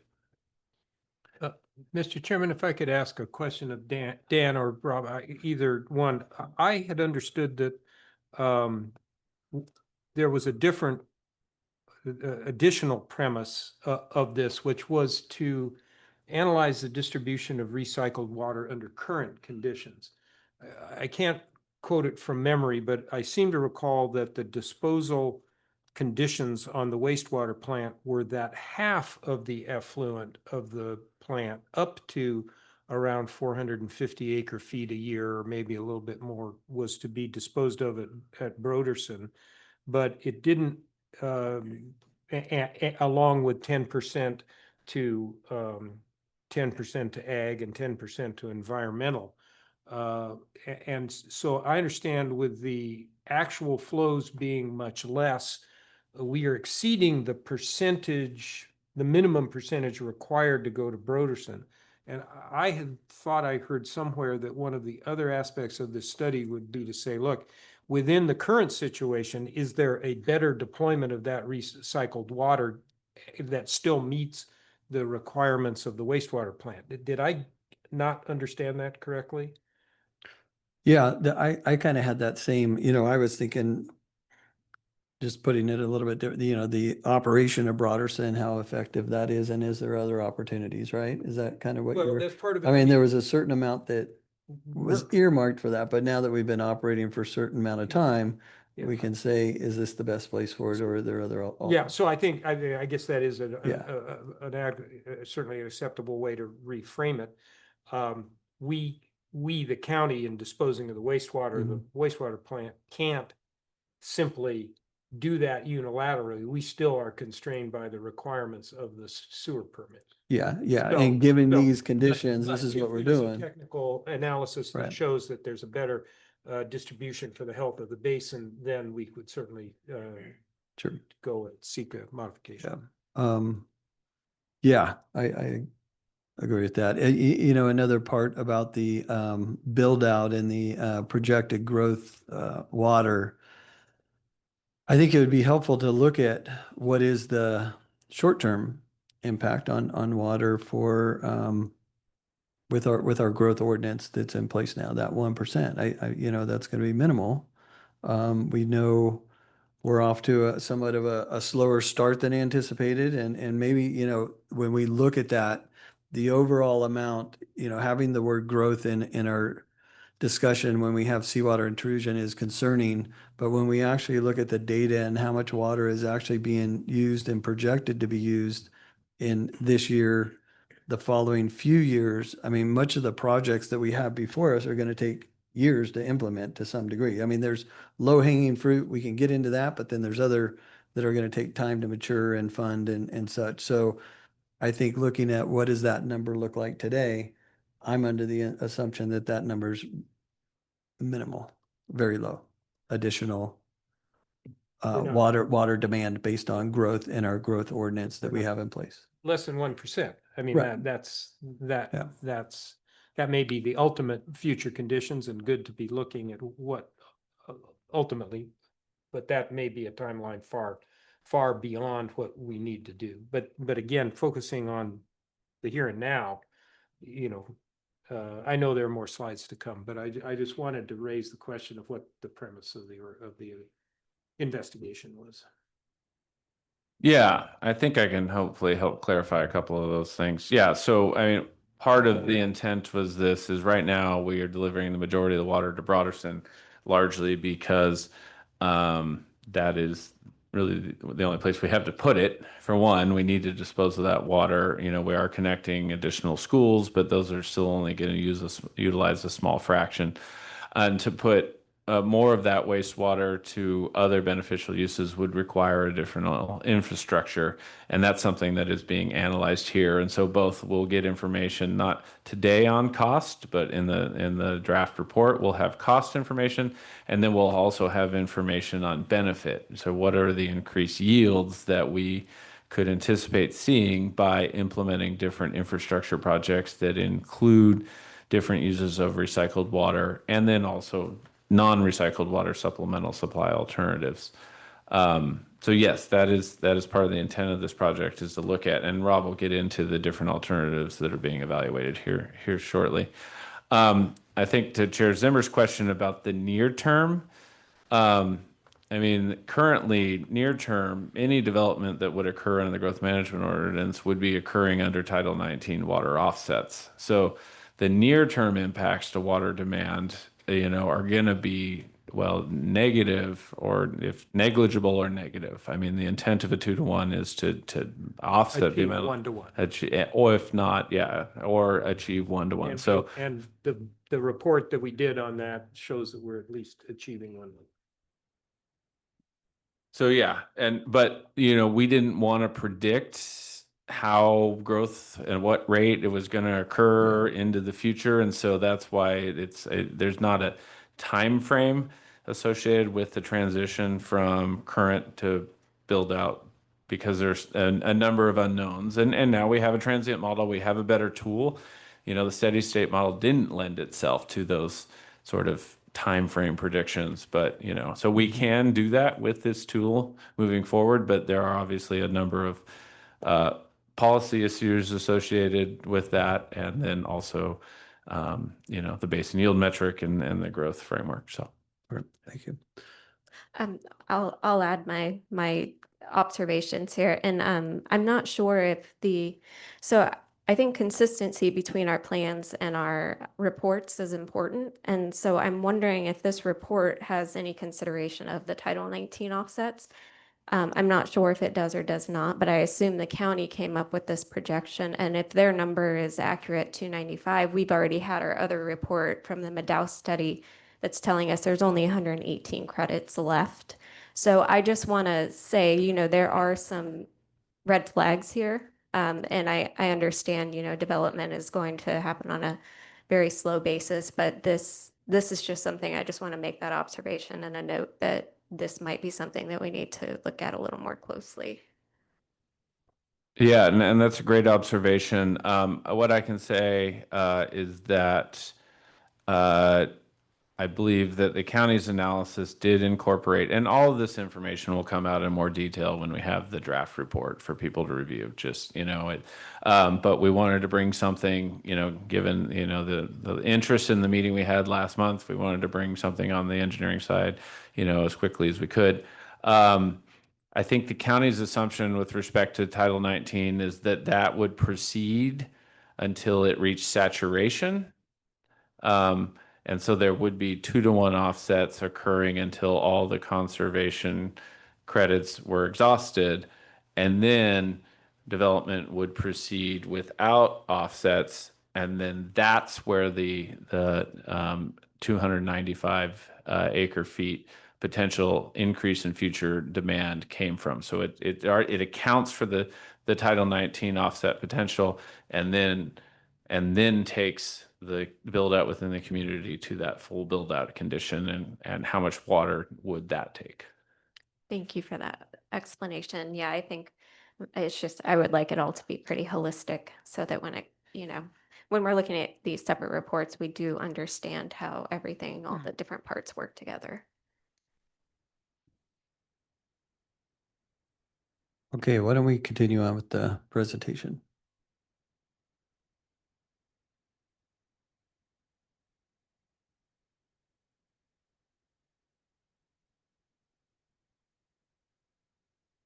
Rob, you can take back over. Oh, sorry. I thought I unmuted and I was talking. My fault. Um, so, thank you for that discussion. I think I'll just highlight that one of the reasons we wanted to look at build out conditions was because there's economies of scale with these types of projects. And we also want to make sure we're sizing stuff in the near term to accommodate long-term needs. And so, but as you'll see, I'm going to walk through the alternatives here in a second. For the most part, they're really irrelevant of the timing, and it's looking at what are the best uses of the available wastewater for reuse. So I'm going to walk through the alternatives now. I got a slide that's a summary slide, and then I have a slide for each alternative. So I'll walk through this alternative slide. There's a lot of text on here, and then again I'll walk through each of these individually. So from top to bottom, the first set of alternatives is focused on recycled water alternatives. So using treated wastewater from the Los Osos plant. The first set of options is urban reuse. So irrigation, urban versus just to differentiate from ag. So we have a couple of schools remaining that can still be connected that were originally envisioned to be connected to the recycled water system. And then we have the cemetery. And those are, I'll get into it, but those are differentiated because of their geographic location and then the benefit they provide from providing recycled water to them. We have ag reuse, which I'll get into why that yield is lower than the original targets for the existing customers. And then we've got a set of creek discharge options. The county and CSD have looked into this previously, and there's a couple different things we looked at here. One is just having a new point of discharge for the wastewater plant, which other agencies have done, and it's really driven by wastewater management, but the discharge to the creek provides groundwater basin benefits. Then so that's under just like a typical wastewater disposal perspective. Then if you enter the intentional recharge for recovery of that water and end up under a groundwater replenishment reuse project, which is the GRIP is the regulatory term that includes several limitations on the application of recycled water, and I'll talk about those in a sec. but the basic implication is that either the amount that can be discharged is limited, or additional treatment needs to be added so that the discharge can increase. And so we looked at 3 different levels of treatment for under that condition. And then the last set of recycled water alternatives looked at is in the potable reuse realm, where seawater intrusion barrier would be injecting the purified recycled water into the groundwater basin near the interface, the seawater interface within the basin, to create basically a wall, and that water goes back into the basin. It also, creating that wall, basically captures water that would normally go out to the ocean, and basically creating a new interface. We've got the double asterisk there because that the updated results from the modeling we don't have yet, but the initial modeling results indicated that it's more than a 1-to-1 benefit as far as if you put 1 acre-foot in, you can actually be able to pump more than 1 acre-foot out based on that wall being created. And then the last one there is direct potable reuse, which California just passed regulations for roughly a year ago, and that would entail a high level of treatment beyond what happens for the seawater intrusion barrier, and then directly conveying that water into the distribution system of the purveyors. And then we looked at 2 non-recycled water alternatives. So upper aquifer nitrate treatment is pumping upper aquifer water, treating it at a groundwater treatment plant to remove elevated nitrate levels, and then putting that water into the purveyor's distribution system, similar to Golden State's existing system. And again, the modeling for that, we did some initial modeling and showed that we could pump up to 430 acre-feet per year without having any negative impacts on the lower aquifer, and have a sustainable pumping for that level. But we're doing the updated modeling there. And then the last one, this project's been mentioned during this meeting already, the intertie pipe that would bring in imported water. The concept is the pipe size to convey 600 acre-feet per year. So in a wet year, you'd be bringing in all that water, but on average, 300 acre-feet per year would be the long-term average yield. So those are the options we looked at. I'm going to walk through each of them right now. Could Go I ahead. this is Bruce, just interrupt Yep. in terms of 2 things. One of them is approximate max yield. That is how much water would be freed up to pump out of the basin if recycled water were provided to the schools? Or is that the amount of recycled water that would be directed to the schools? That's the amount of recycled water that, yeah, that's a good point. That's the amount of recycled water that'll be directed to the schools. Okay. So all of that offsets pumping From but then when you get into creek discharge, you're discharging 220 acre-feet a year, or 100 or 250 or 150 or 175 into the creek, but that doesn't calculate then any addition to the sustainable yield of the basin that those discharges would produce.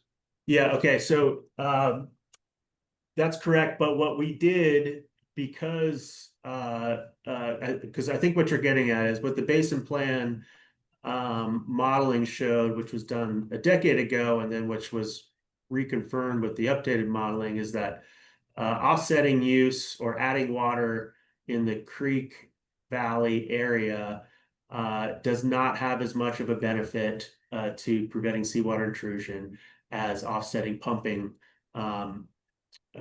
within the community of Los Osos. Right. And so what we have included in these alternatives is capturing that water from the creek valley and pumping it over to to the purveyors. And I'll get into that from a mapping. That would be, perspective. okay, but that would be I mean, I understand this is all alternatives, but I think it's important in understanding these, what the heading of that column is. Yeah. And it really is application of recycled water. We could apply 12 to the schools or 50 to the Memorial Park. Or we could offset ag pumping to the tune of 12 over there. But the Right. actual change to the availability of water to be pumped out of the basin is not calculated in these. There are obviously some direct offsets, but Yeah. others of them are on a different, would have a different effect on the basin. Well, and I'll clarify. So like in the ag reuse example, what we are showing is we would deliver 12 acre feet of recycled water at the existing ag users, and they maximize their use of recycled water. And then we would also, since we're offsetting 12 additional acre feet of groundwater that's now not being pumped in the creek valley, that water will be pumped from the creek valley to the purveyors to provide a direct benefit. So that really is ag exchange. And that's what all the Creek Valley options and anything happening in the Creek Valley is like that. So, and again, just in terms of feedback on how this report is prepared, I think that's a good point. BMC staff should really look carefully at the language that's being used and have a rationale for understanding. So for instance, seawater intrusion barrier, you know, right now we do not have a transient model that accurately models seawater intrusion. That's been per determination of the peer review, and a second peer review is weighing in on that shortly as well. So the question of the benefit of 500 acre feet per year pumped into whatever locations are chosen has yet to be calculated what the benefit of that is. Is that correct? Yeah, that's correct. And okay, thank you. And I hear your comment on the use of terminology here. Okay, thanks. So again, I'm just going to walk through each of the alternatives here now. And so urban reuse, there's two schools, Baywood and Sunnyside, that are could potentially use recycled water.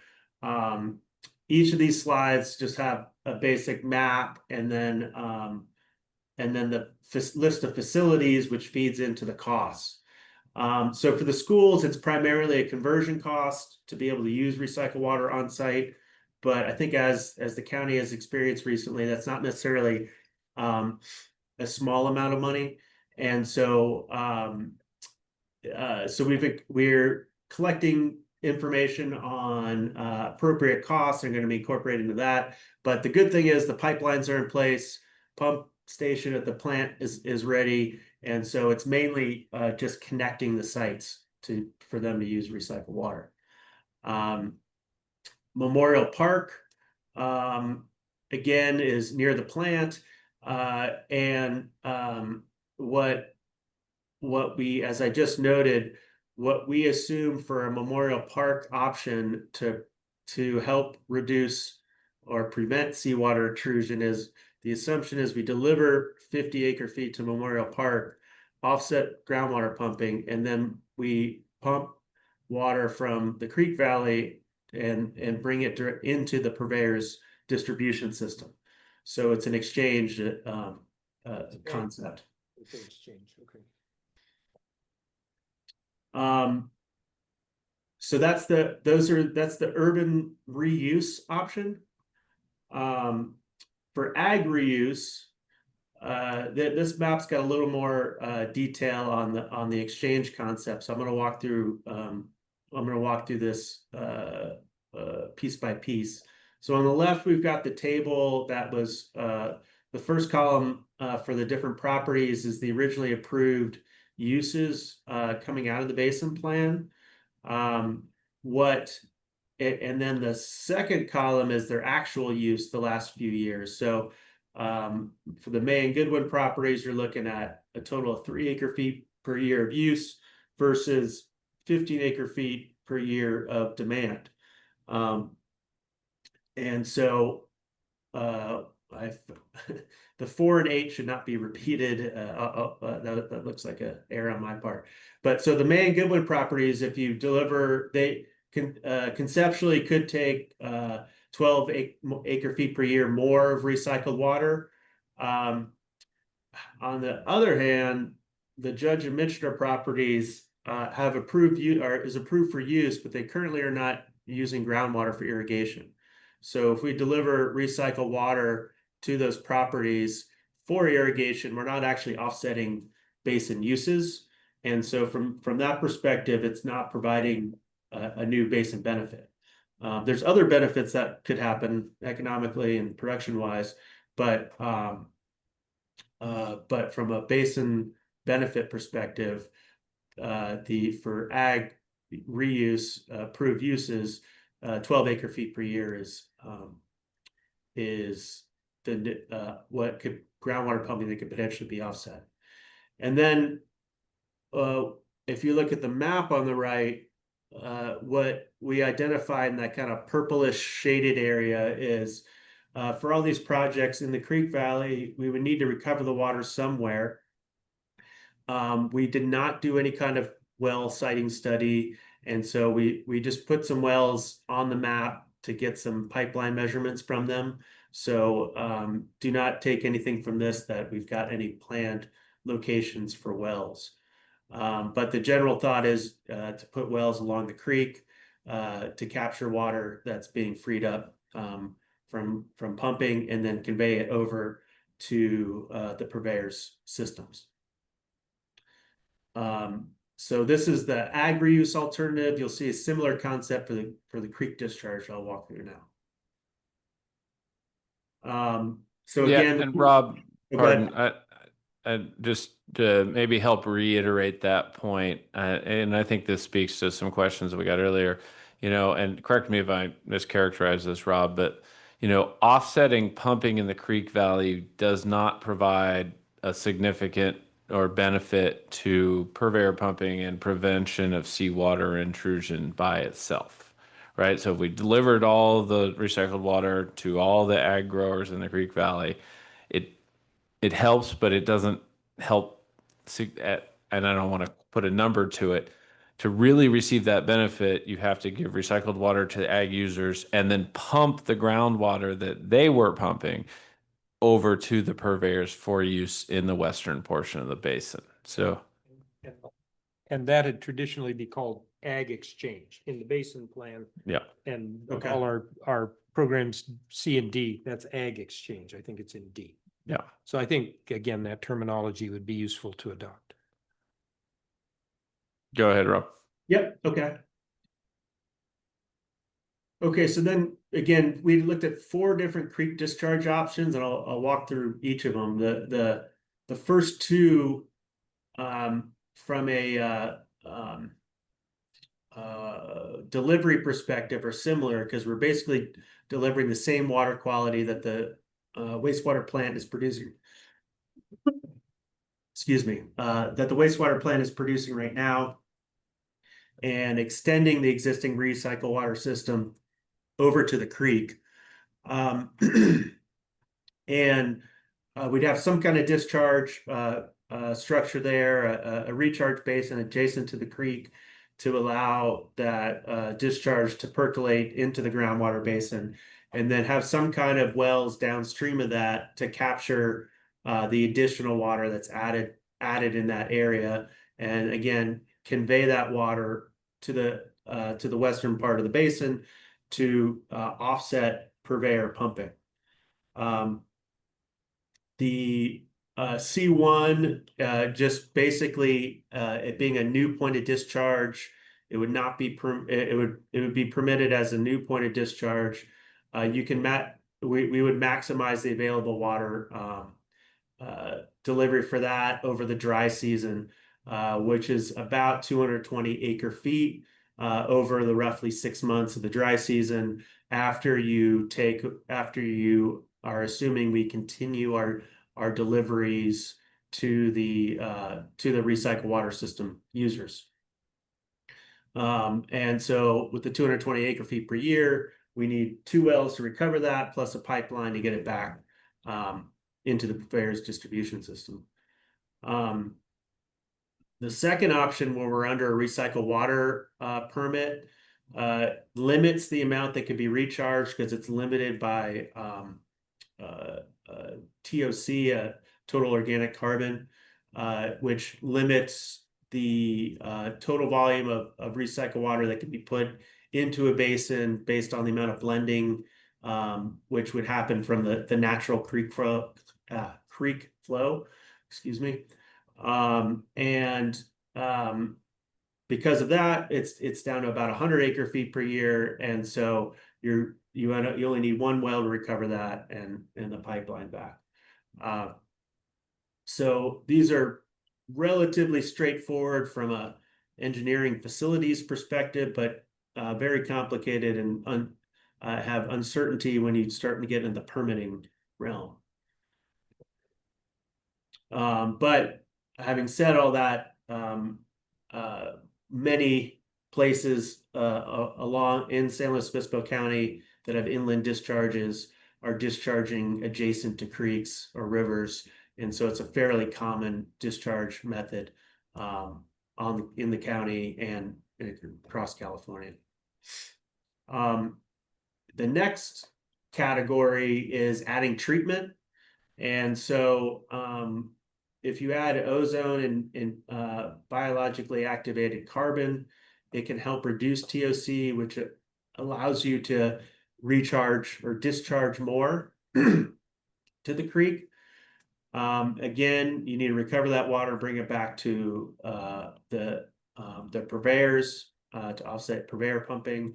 And then the highest level of treatment would be adding microfiltration, reverse osmosis, which is like an advanced treatment plant, like some of the many of the potable reuse projects across California that operate. And basically you're producing essentially like bottled water. Then you're discharging that to the creek, and you can recover it downstream. So we're assuming we would be treating all the available water at that point after the existing recycled water deliveries are met. But you have about a 20% loss with reverse osmosis, so your yield is actually lower than if you're discharging with no treatment, which is so it goes from about 220 acre feet to 180 acre feet. You'll notice one of the big differences in this figure is an RO concentrate pipeline.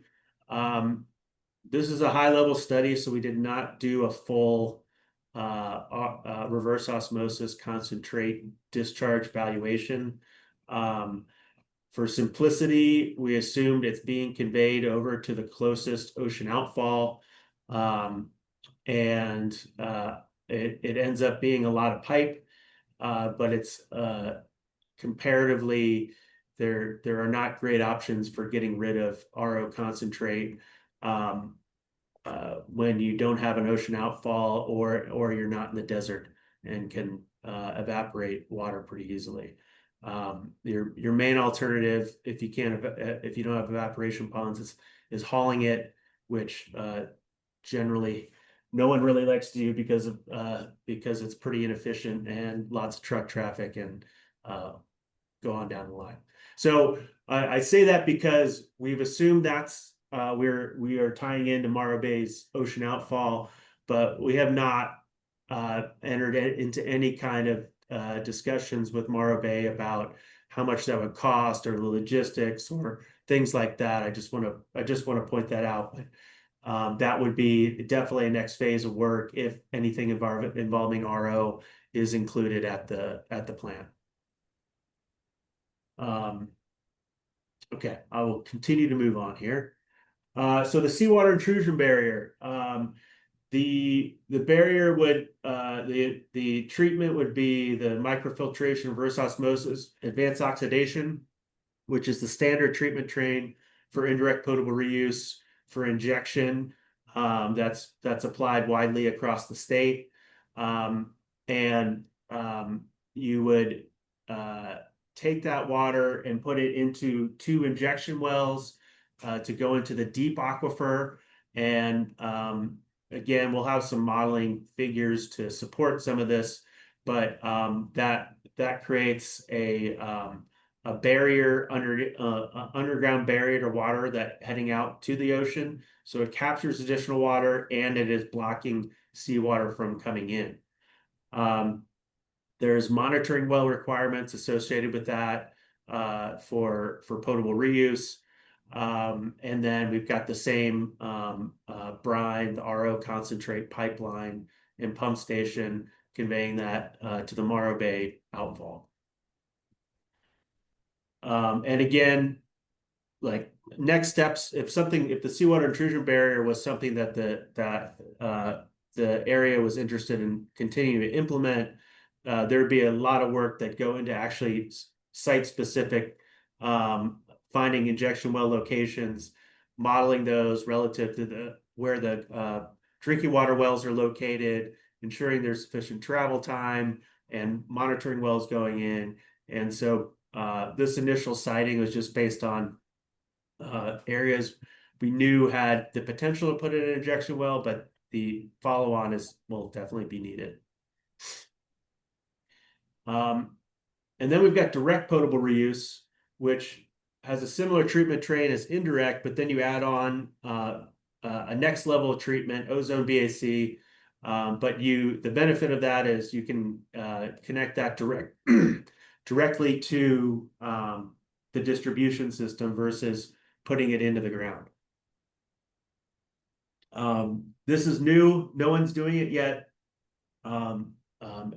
City of LA, San Diego are the ones that are closely looking at it and doing some pilots in the near future.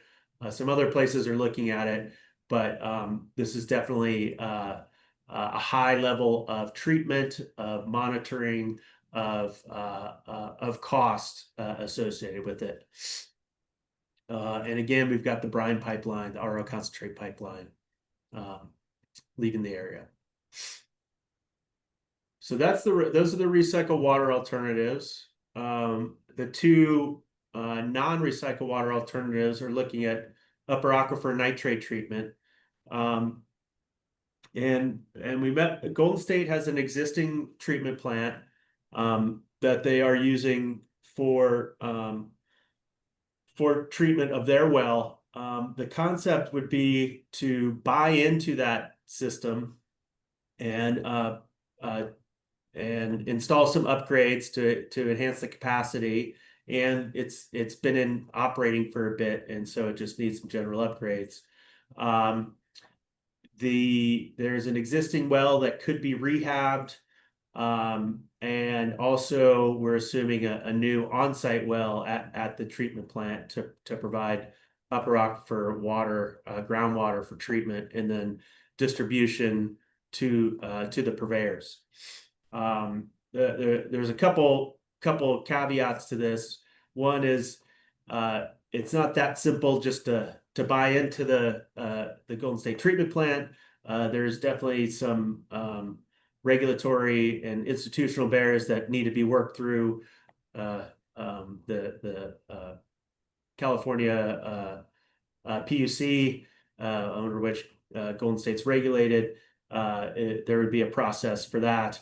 And so estimating the cost for this was a little tough because there's some uncertainty there, but it's definitely an opportunity to take advantage of the upper aquifer water that is currently non-potable because of the nitrate levels and treat it and provide it to customers.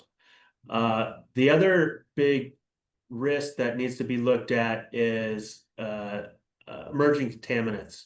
And this is popping up all over California and the nation. But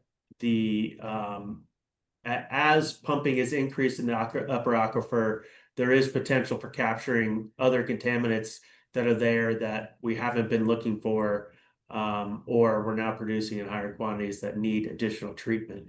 And so this analysis is focused on nitrate. treatment, but there is potential for additional constituents to arise. And as I get to a follow-on recommendation would be to do some additional analysis of what that risk is and how those could be treated, and then would this project still make sense? Okay, the last one on the list here, the intertie. I think you guys are fairly familiar with this.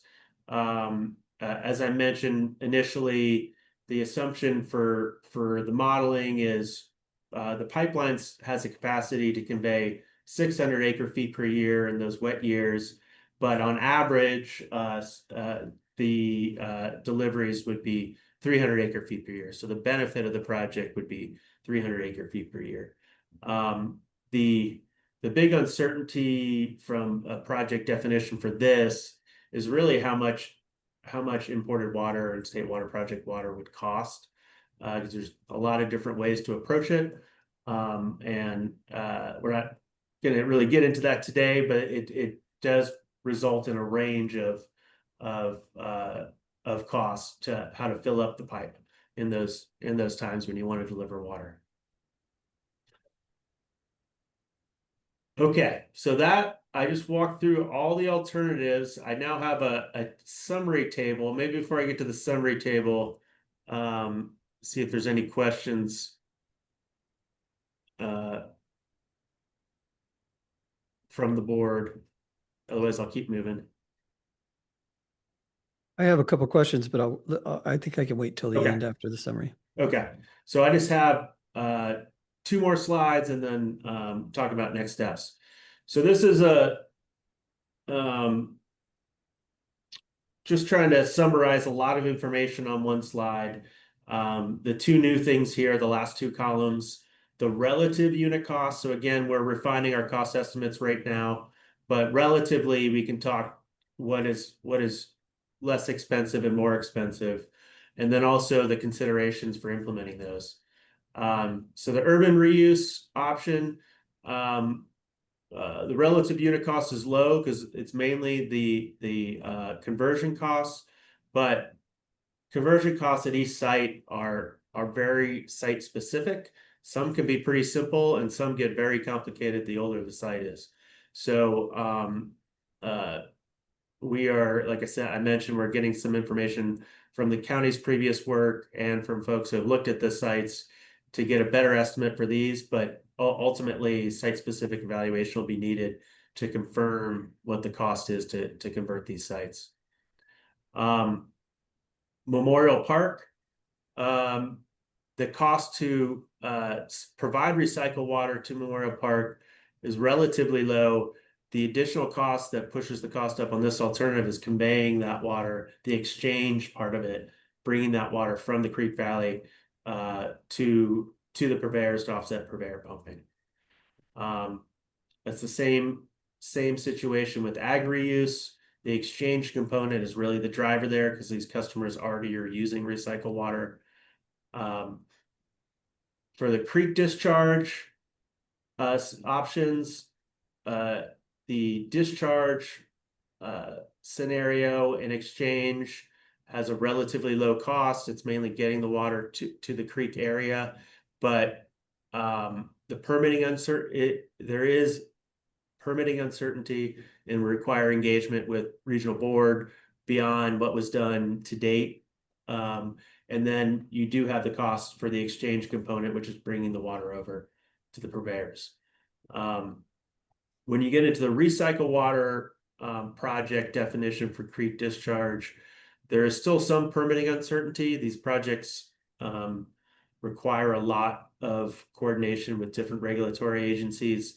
But one of the biggest issues from a cost perspective is with the lower yields, the unit costs go up especially when you consider having to bring the water over from the Creek Valley, and then also when you're adding those treatment costs.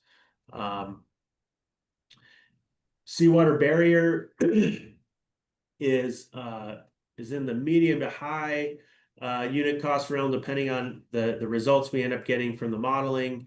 I think a key consideration for a project like this is there's limited cost reduction when you reduce the project size. And so this goes back to a need question. So if there was a need for 500 acre feet per year of new supply, then the project will have a certain unit cost. But if there's only a need for 200 acre feet per year, the unit costs on this will go up because you lose economies of scale at the size of projects we're talking about right here.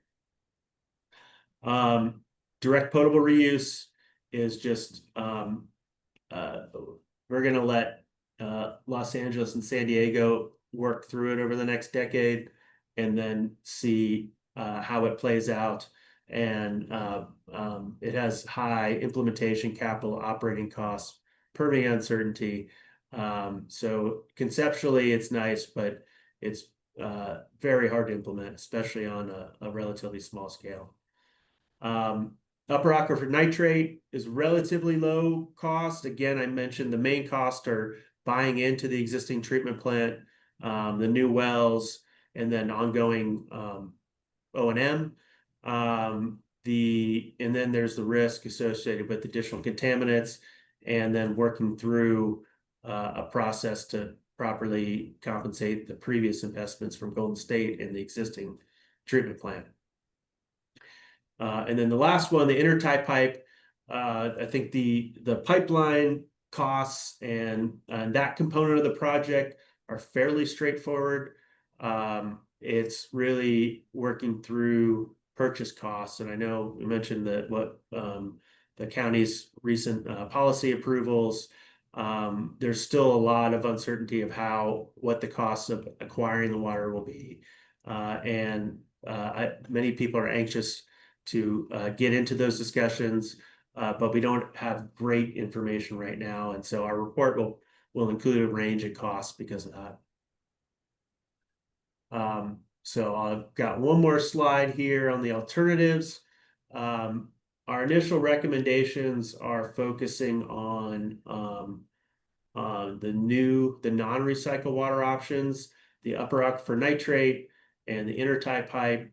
Both provide a relatively low cost with uncertainties associated with both of them. And so if both are desired to move forward, then there's definitely some next steps to be done to reduce the uncertainties for both of those projects.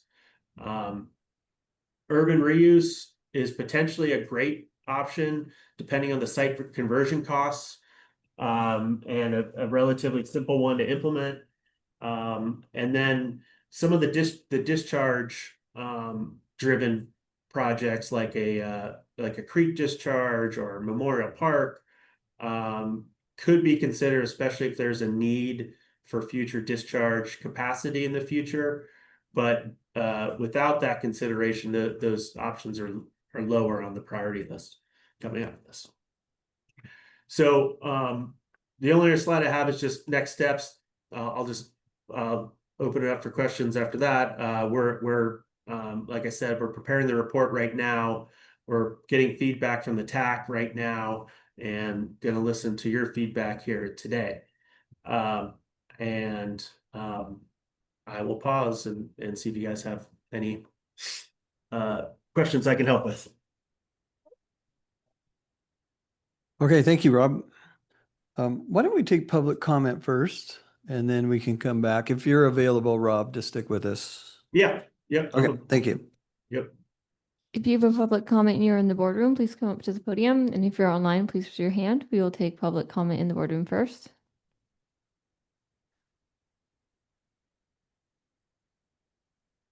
Hi, Lynette Brooks. I'm glad you're moving forward with the supply analysis. But given the problems with the model calibration as pointed out with the reviewers, the prediction simulations may not accurately predict the rapid increase in chloride concentrations that are evident in the data. Any supply analysis needs to account for the uncertainty in the model. The analysis should also account for extended drought periods and the possibility of less precipitation with climate change. This could be done in a simple way by reducing all recharge from precipitation by a select percentage, or in a more accurate way by rerunning the recharge preprocessor with less precipitation and more evapotranspiration. Most of the possibilities for reuse seem reasonable, but the idea of putting advanced purified water into the drinking system will create public opposition. Getting the treatment plant was a battle. Do you really want to tell people you now want them to drink that water? A better alternative would be to develop a secondary water system to supply irrigation water to residents and businesses in select locations. There's not enough recycled water to do this throughout the entire community, so efforts could be concentrated where the most water could be delivered using the least amount of pipeline construction and pumping. This could include areas close to the pipeline to the Broderson leach field, or the pipeline supplying sea pines and the schools. This method has been used in Utah and maybe other states for decades and would not require advanced treatment. The location of the injection wells in that an alternative showing that seem very strange. I don't understand why the injection wells would not be closer to the ocean. I've looked at, LA and San Diego, and those injection wells are close to the ocean, not halfway back in the aquifer. I have seen that Morro Bay has an advanced treatment plant and an ocean outfall, but maybe their figure did not make it clear, and that is an RO outfall. If they are actually sending treated water to the ocean, would it be possible, while designing the intertie to the state water, to bring in another pipeline that could bring Morro Bay treated water that is currently going to the ocean and use that for injection or irrigation? Thank you.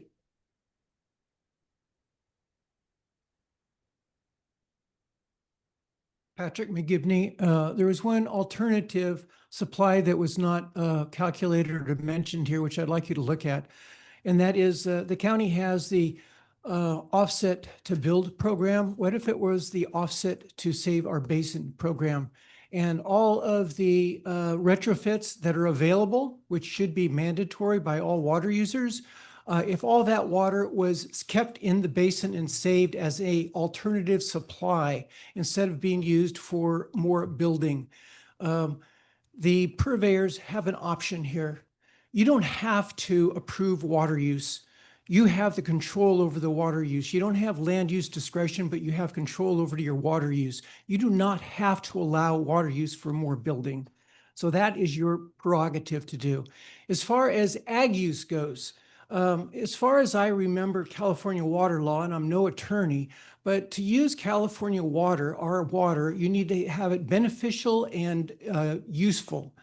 There's a section in there that says if recycled water is available, then using potable water is not a reasonable use of that water. So you're in violation, ag is in violation of using our potable water as long as recycled water is available to them.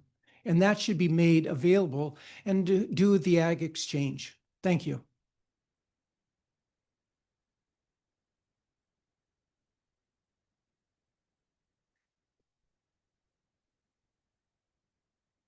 Becky McFarland, thank you for the interesting presentation. There was a lot of information in there.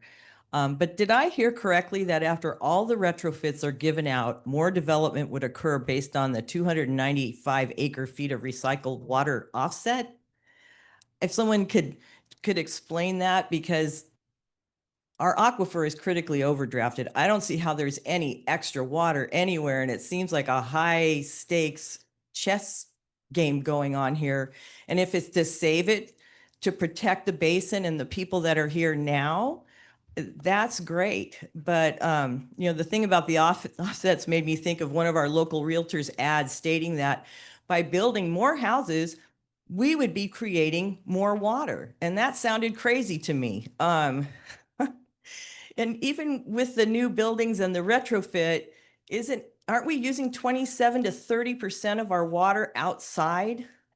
So that's not being recycled. Hopefully some of it's going down there. And then the statement I think Rob made, and maybe I heard it wrong, 1 acre in creates more than 1 acre out available to pump. That too sounds crazy to me. Again, this is another study with projections completely leaving out an unlimited number of 2-bedroom, 1-bath guest houses being built. Where and how are they going to be calculated into the water? Also, I've spoken to a few farmers in the valley and worked for one. They don't want the recycled water. Some have told me that the salts are too high. They don't want it. And why should they use it when they're not paying for they're only paying for pumping their own water? All in all, this water spoken about seems like it's only enough to keep from further negatively affecting our basin with the people here. And I'm all for that. And I hope some things get done. But it doesn't sound like there's more water to do, a big build out like the county would like to see or people want to do. And it's just a sad and tragic fact. We have seen, back in the 70s, 1,240 new homes were put in here on septic tanks. The county knew that we had seawater intrusion back then. And so any mistakes now, we've made huge mistakes on this aquifer. Let's not make any more, please. Thank you.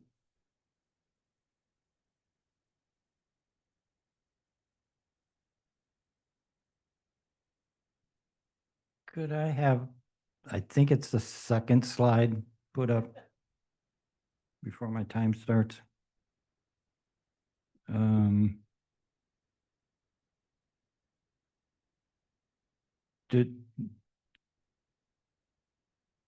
No, the one before that?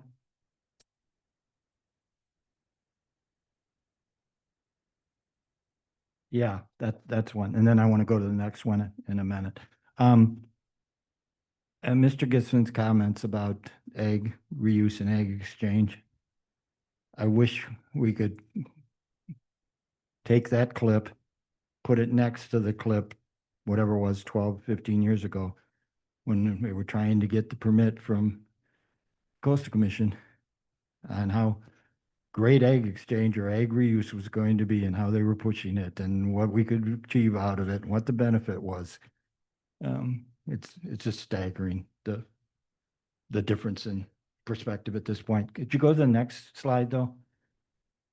The 295 projected growth, water demand for the 3 purveyors. I think that number needs to be reevaluated based on the number of parcels that are available for build out. And I know from the CSD, an acre foot right now is serving about somewhere between 4 and 5 households. There's no way that there's 1,200 to 1,500 parcels available for build out. I think that number needs to be looked at, reevaluated before the final report comes out. I'm anxious to see the final report. That's it.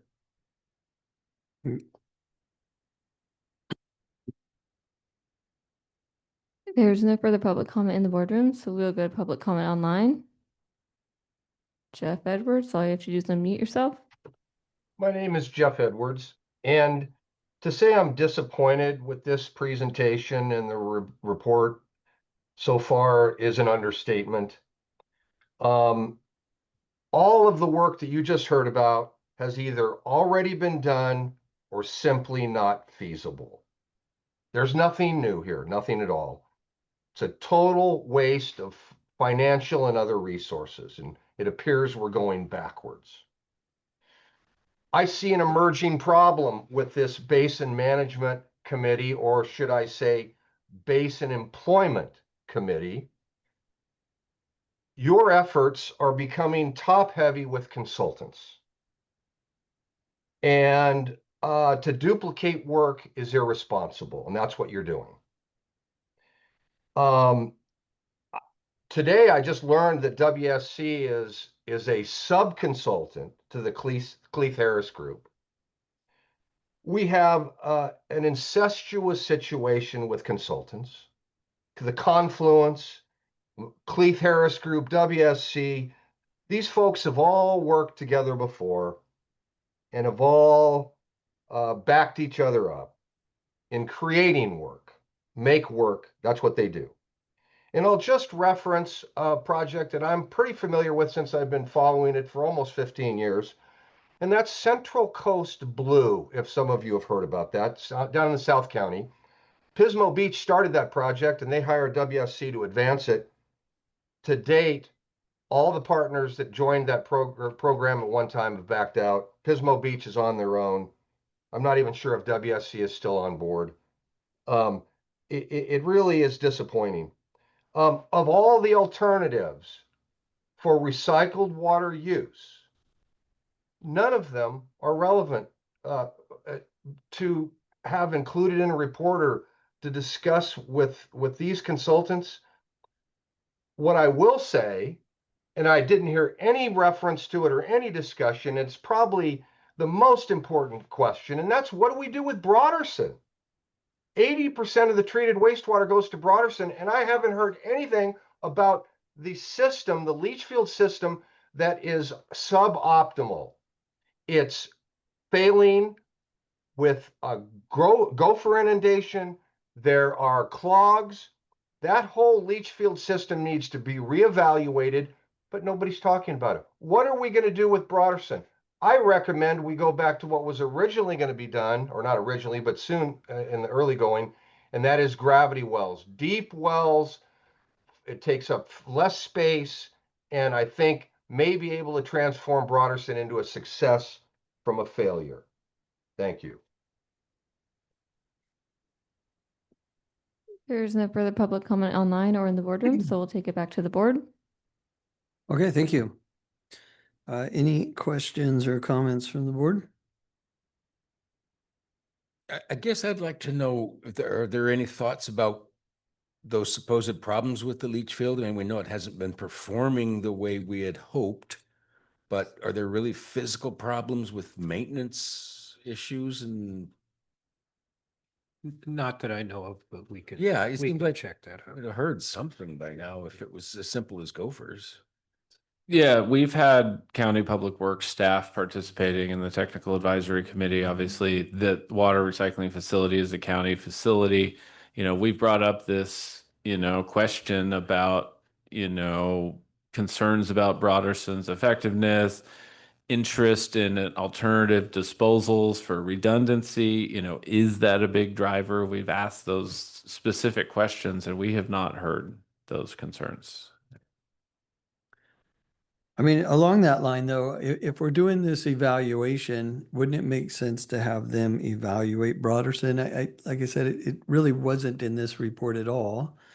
And, we look at like capture potential out of the creek. Is there capture potential out of Broderson? If it is working as it's intended and we're waiting for this long time period for it to be effective, would it make sense to implement a capture project to offset groundwater pumping or do something of that nature where we're enhancing Broderson?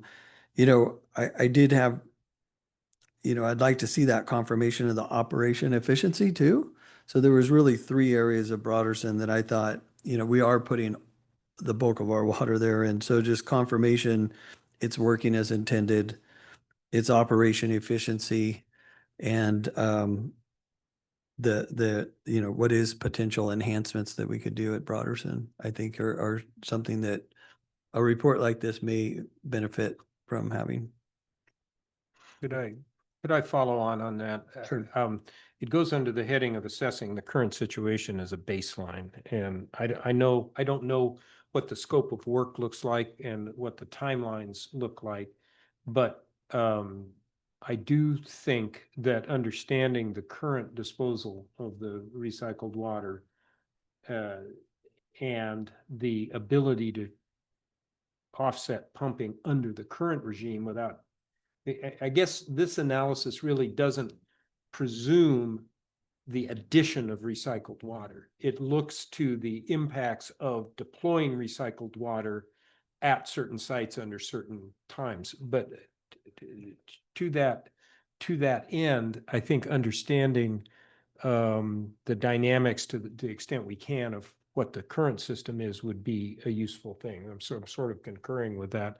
Again, I'm not sure how that fits in scope of work or timeline on it, but I think that's important information as we contemplate then any changes we would make or future deployments of new recycled water.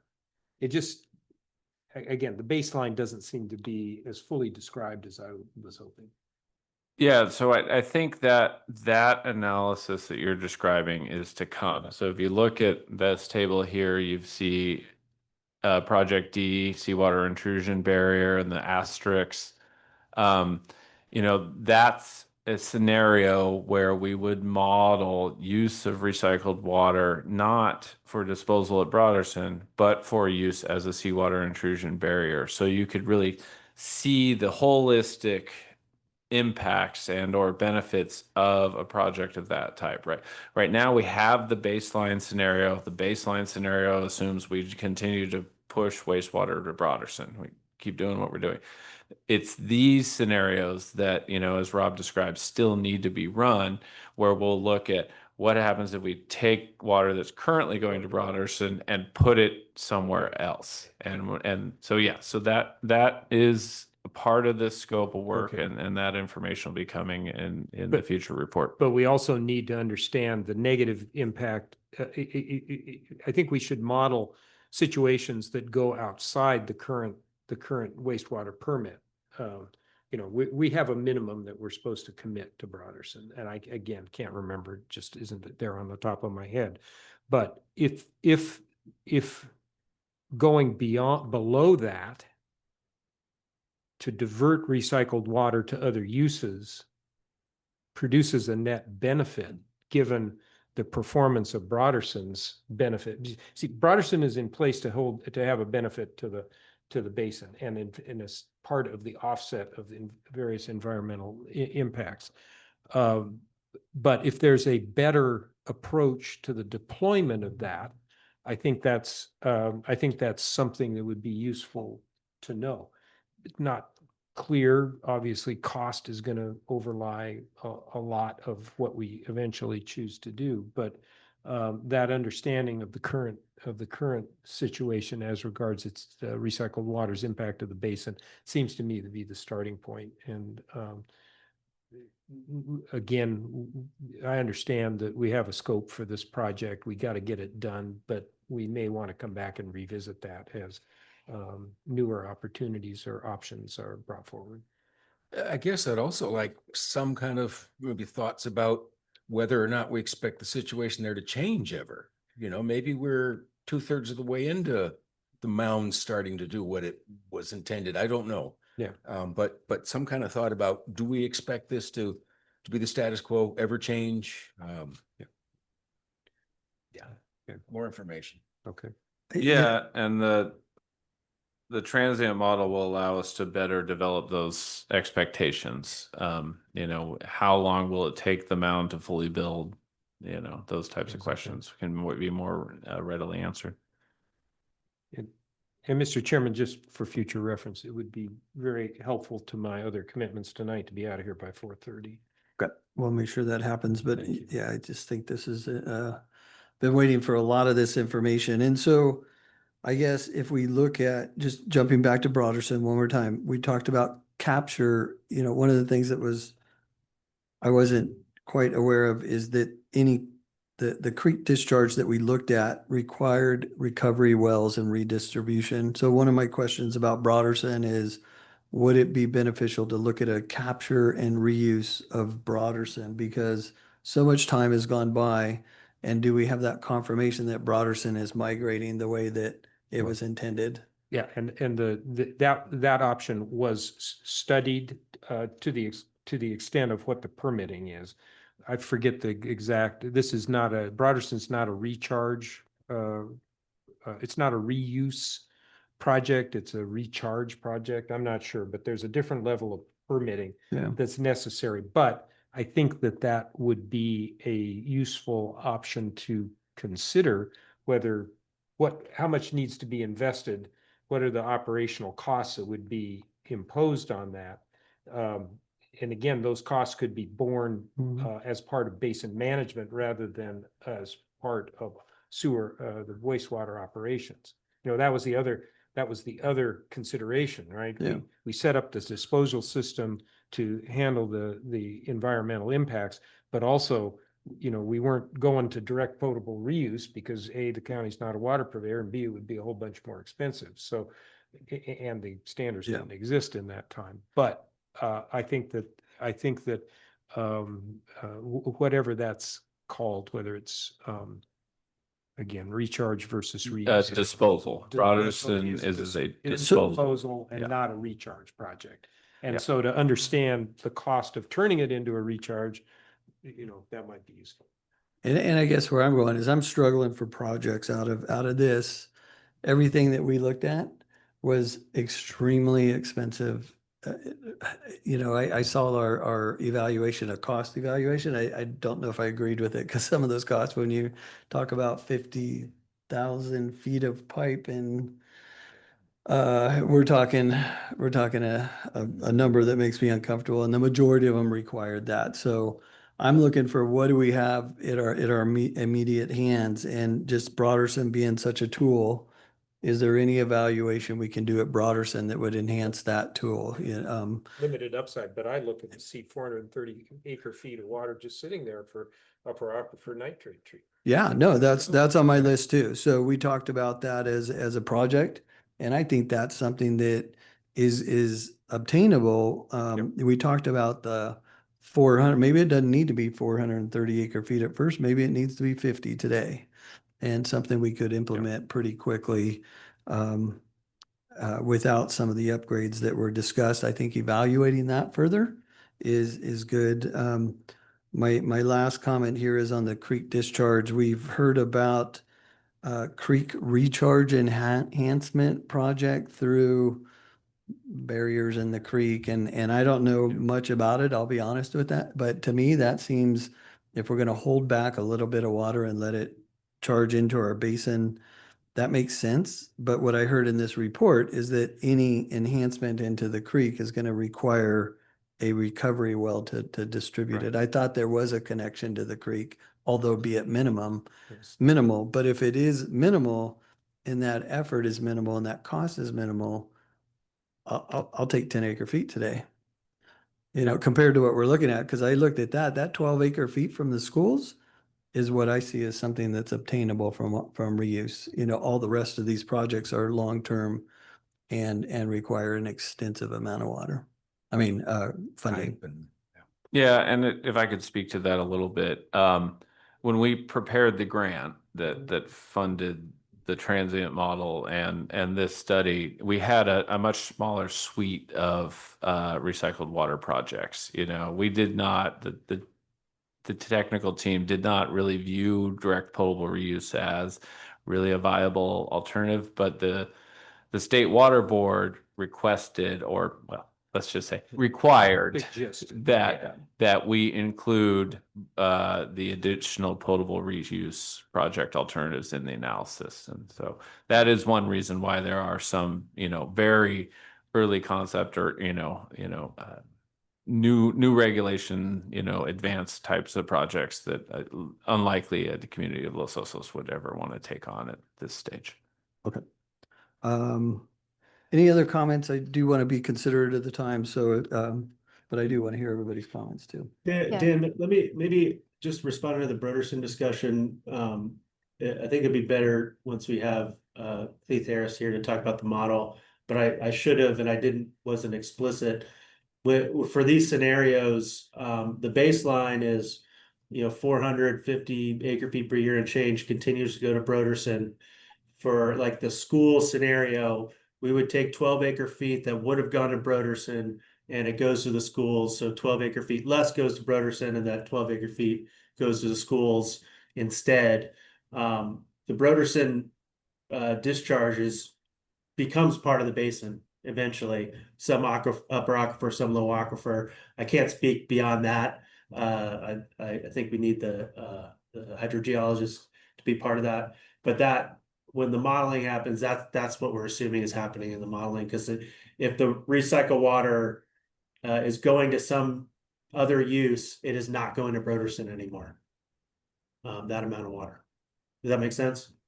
Yeah, yeah, it does. And it just kind of highlights my point though, that Yeah. you know, there is some understanding of how Broderson operates, and we've been operating Broderson for well over 10 years, and just confirming that that happens. I understand we're not going to change the regulatory requirement that Broderson has on it, but it gives us a good indication of what we can expect to obtain from Broderson, because there is an expectation that Broderson is going to be a benefit to the basin, even though it is a discharge disposal. I'm sorry. Yeah. Take that out of the Yeah. disposal situation. Okay. Beth, sorry Okay. about Yeah, no, I'm in agreement on the Broderson discussion. My only input on that is, I honestly, I feel like we've put all of our eggs into the Broderson basket so far, and the return on our investment doesn't seem to be all that great with increasing nitrates and increasing chloride. So, yeah, if we can figure out what we're doing wrong or what we can do better, I think that's an important piece of this whole puzzle. And I see updated modeling results are pending. I don't know if that has anything to do with our lack of visibility of what Broderson is doing, but I think that should be developed to the furthest point.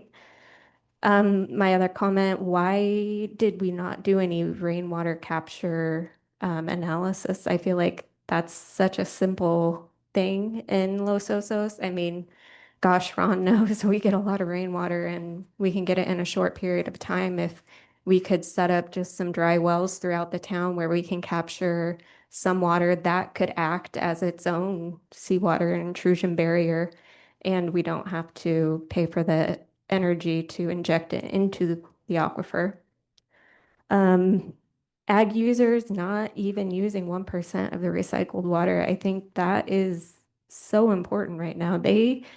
I don't know how it happens or how the benefits are presented to them in a way that gets them to get on board, but we are over pumping probably by 200 or more acre feet right now. So that 10% is critical for our basin, that they start using that. And I understand that, you know, the offsets there may not give as much benefit if we're not also doing the ag exchange, but that should be a part of this for sure. And I think the nitrate treatment in the upper aquifer, I think it's a nice idea, but we have a lot more to develop with that, because I think the upper aquifer wells tend to have a lot more contaminants in them, and those become very expensive to dispose of. We don't even know if the county would take them down in South San Luis. So that evaluation would have to be done before we could even really start to consider that. And I know S&T's well that may be on the radar for this also has PFAS. So that's going to be an issue in the future. And I think overall, as I look at every piece of this, I just say the CSD's project to connect to the state water pipeline is by far and away the project that we need to be pursuing collectively at the BMC. Thank you.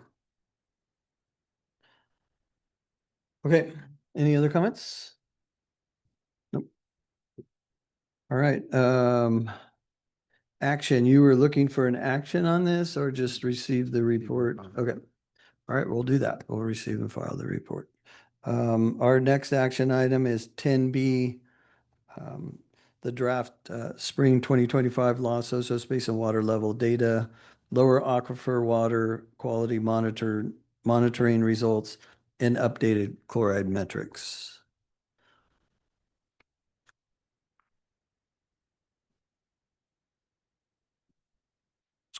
Thanks, Chair Zimmer. Yeah, so our last item here, try to move through it quickly. We have the annual draft spring water level and lower aquifer water quality monitoring results and updated chloride metric. We do not have an updated water level metric. I'll go into why that is.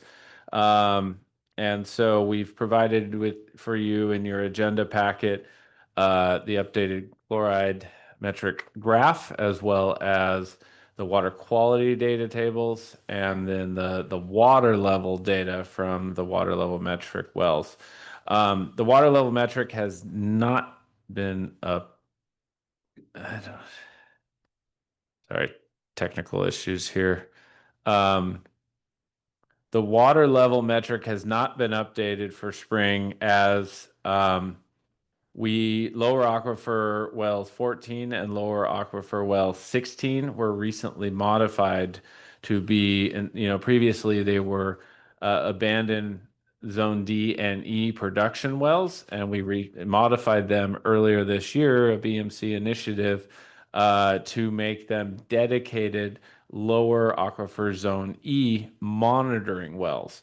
And so these modifications have changed the depth of the screen intervals, and we show that in the agenda packet. And now the water level readings that we collect from these only reflect zone E and not a combined water level elevation from zone D and E. And thus, accordingly, we didn't feel it was appropriate to put those new values that are representing a different portion of the basin into the spring water level metric and then compare it against historic data, as it's not comparing apples to apples.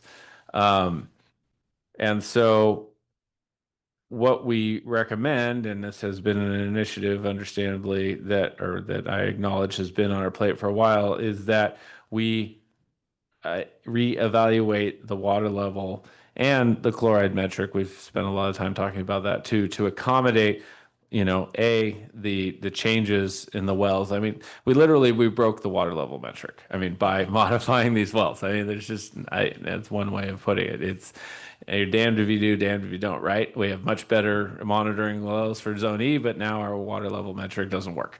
And then all the challenges we have associated with the chloride metric and Rosina. So that's kind of the overview. If you look at the graph, the chloride metric did decrease in spring 2025. This is largely attributed to the decrease in chloride concentration in the Rosina well from the very high levels that we saw in fall of 2024. And then there's been sort of minor changes in chloride concentrations, sort of up and down in the other monitoring wells, though point out that LA11, the Pasadena well, which is a well we've talked quite a bit about, the chloride concentration unfortunately did increase in spring of 2025. So that concludes my presentation. Okay, thank you. I'll bring it back to the board. Any initial questions before we go to public comment? Okay, hearing none, we'll move to public comment. If you're in the boardroom and you would like to make public comment, please come up to the podium. And if you're online, please raise your hand. We will take public comment in the boardroom first.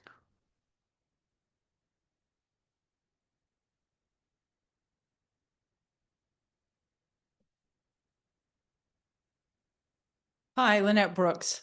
Dan is right that the chloride metric is lower. However, it is the highest spring chloride metric ever recorded. So remember that. It is going up. Every spring has been higher. Even with the weird double counting of, well, LA10, which had its lowest concentration since 2019. So the double counted well had a lower concentration, the metric still went up. If the troublesome well LA10 is removed, the metric shows a much more consistent upward trend. I included that in the packet I gave to you. Well, LA11 experienced a 90 milligram per liter jump in chloride concentration from fall to spring. Well, LA8 has a small but consistently increasing chloride concentration. The management of the last 10 to 15 years has not been working to reduce the chloride metric. Because the adaptive management definition of sustainable yield does not care what happens at well LA11, or not because, sorry, just the definition does not care what happens at well LA11 and well LA8. Because they are behind that line, they're between the ocean and that line of 250. So nothing matters there.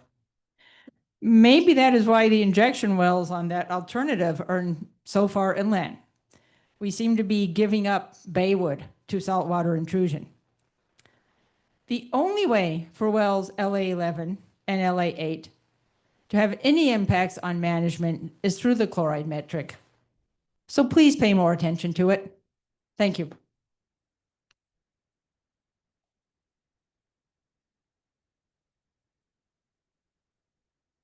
There is no further public comment in the boardroom or online. Okay, thank you. We'll bring it back to the board. Any comments on this? Just look forward to future discussion of how we reestablish a useful water level metric. And I know Blaine Reilly of our groundwater staff in the county is looking at the question of chlorides and may have some discussion of that future. We'll leave that to BMC staff to. Do we want to give Dan direction to look at that with staff and report Well, back? I think it sound implicit. We have long ago indicated our interest in revising the metrics to be more useful. And so I think it's certainly obvious in the spirit of continuous process improvement that that should continue, that it should come back to the front burner. How about that? Okay.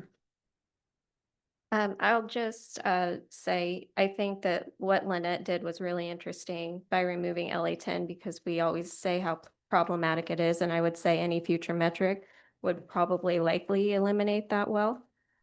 So the trend line is pretty clear. And I think going back to all of the new information we're getting with the transient model, we can't ignore the fact that whatever we're doing right now is not working. We are still seeing an increase in the chloride every year. And it does, I mean, the jump isn't insignificant. So it's rising quickly. And I believe this is how it happened when they first decided that seawater intrusion was a problem. It goes fast. And I think that we as a board need to heed the warning of what we're seeing right now in the transient model. And more than that, in our metrics in these increasing chloride numbers.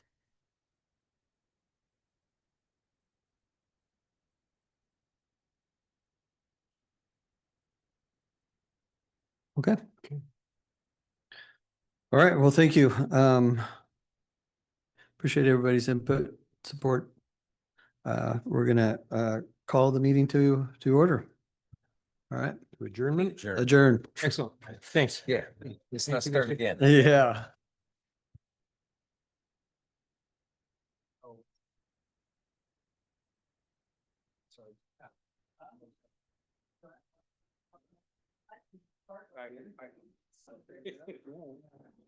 Thank you, sir.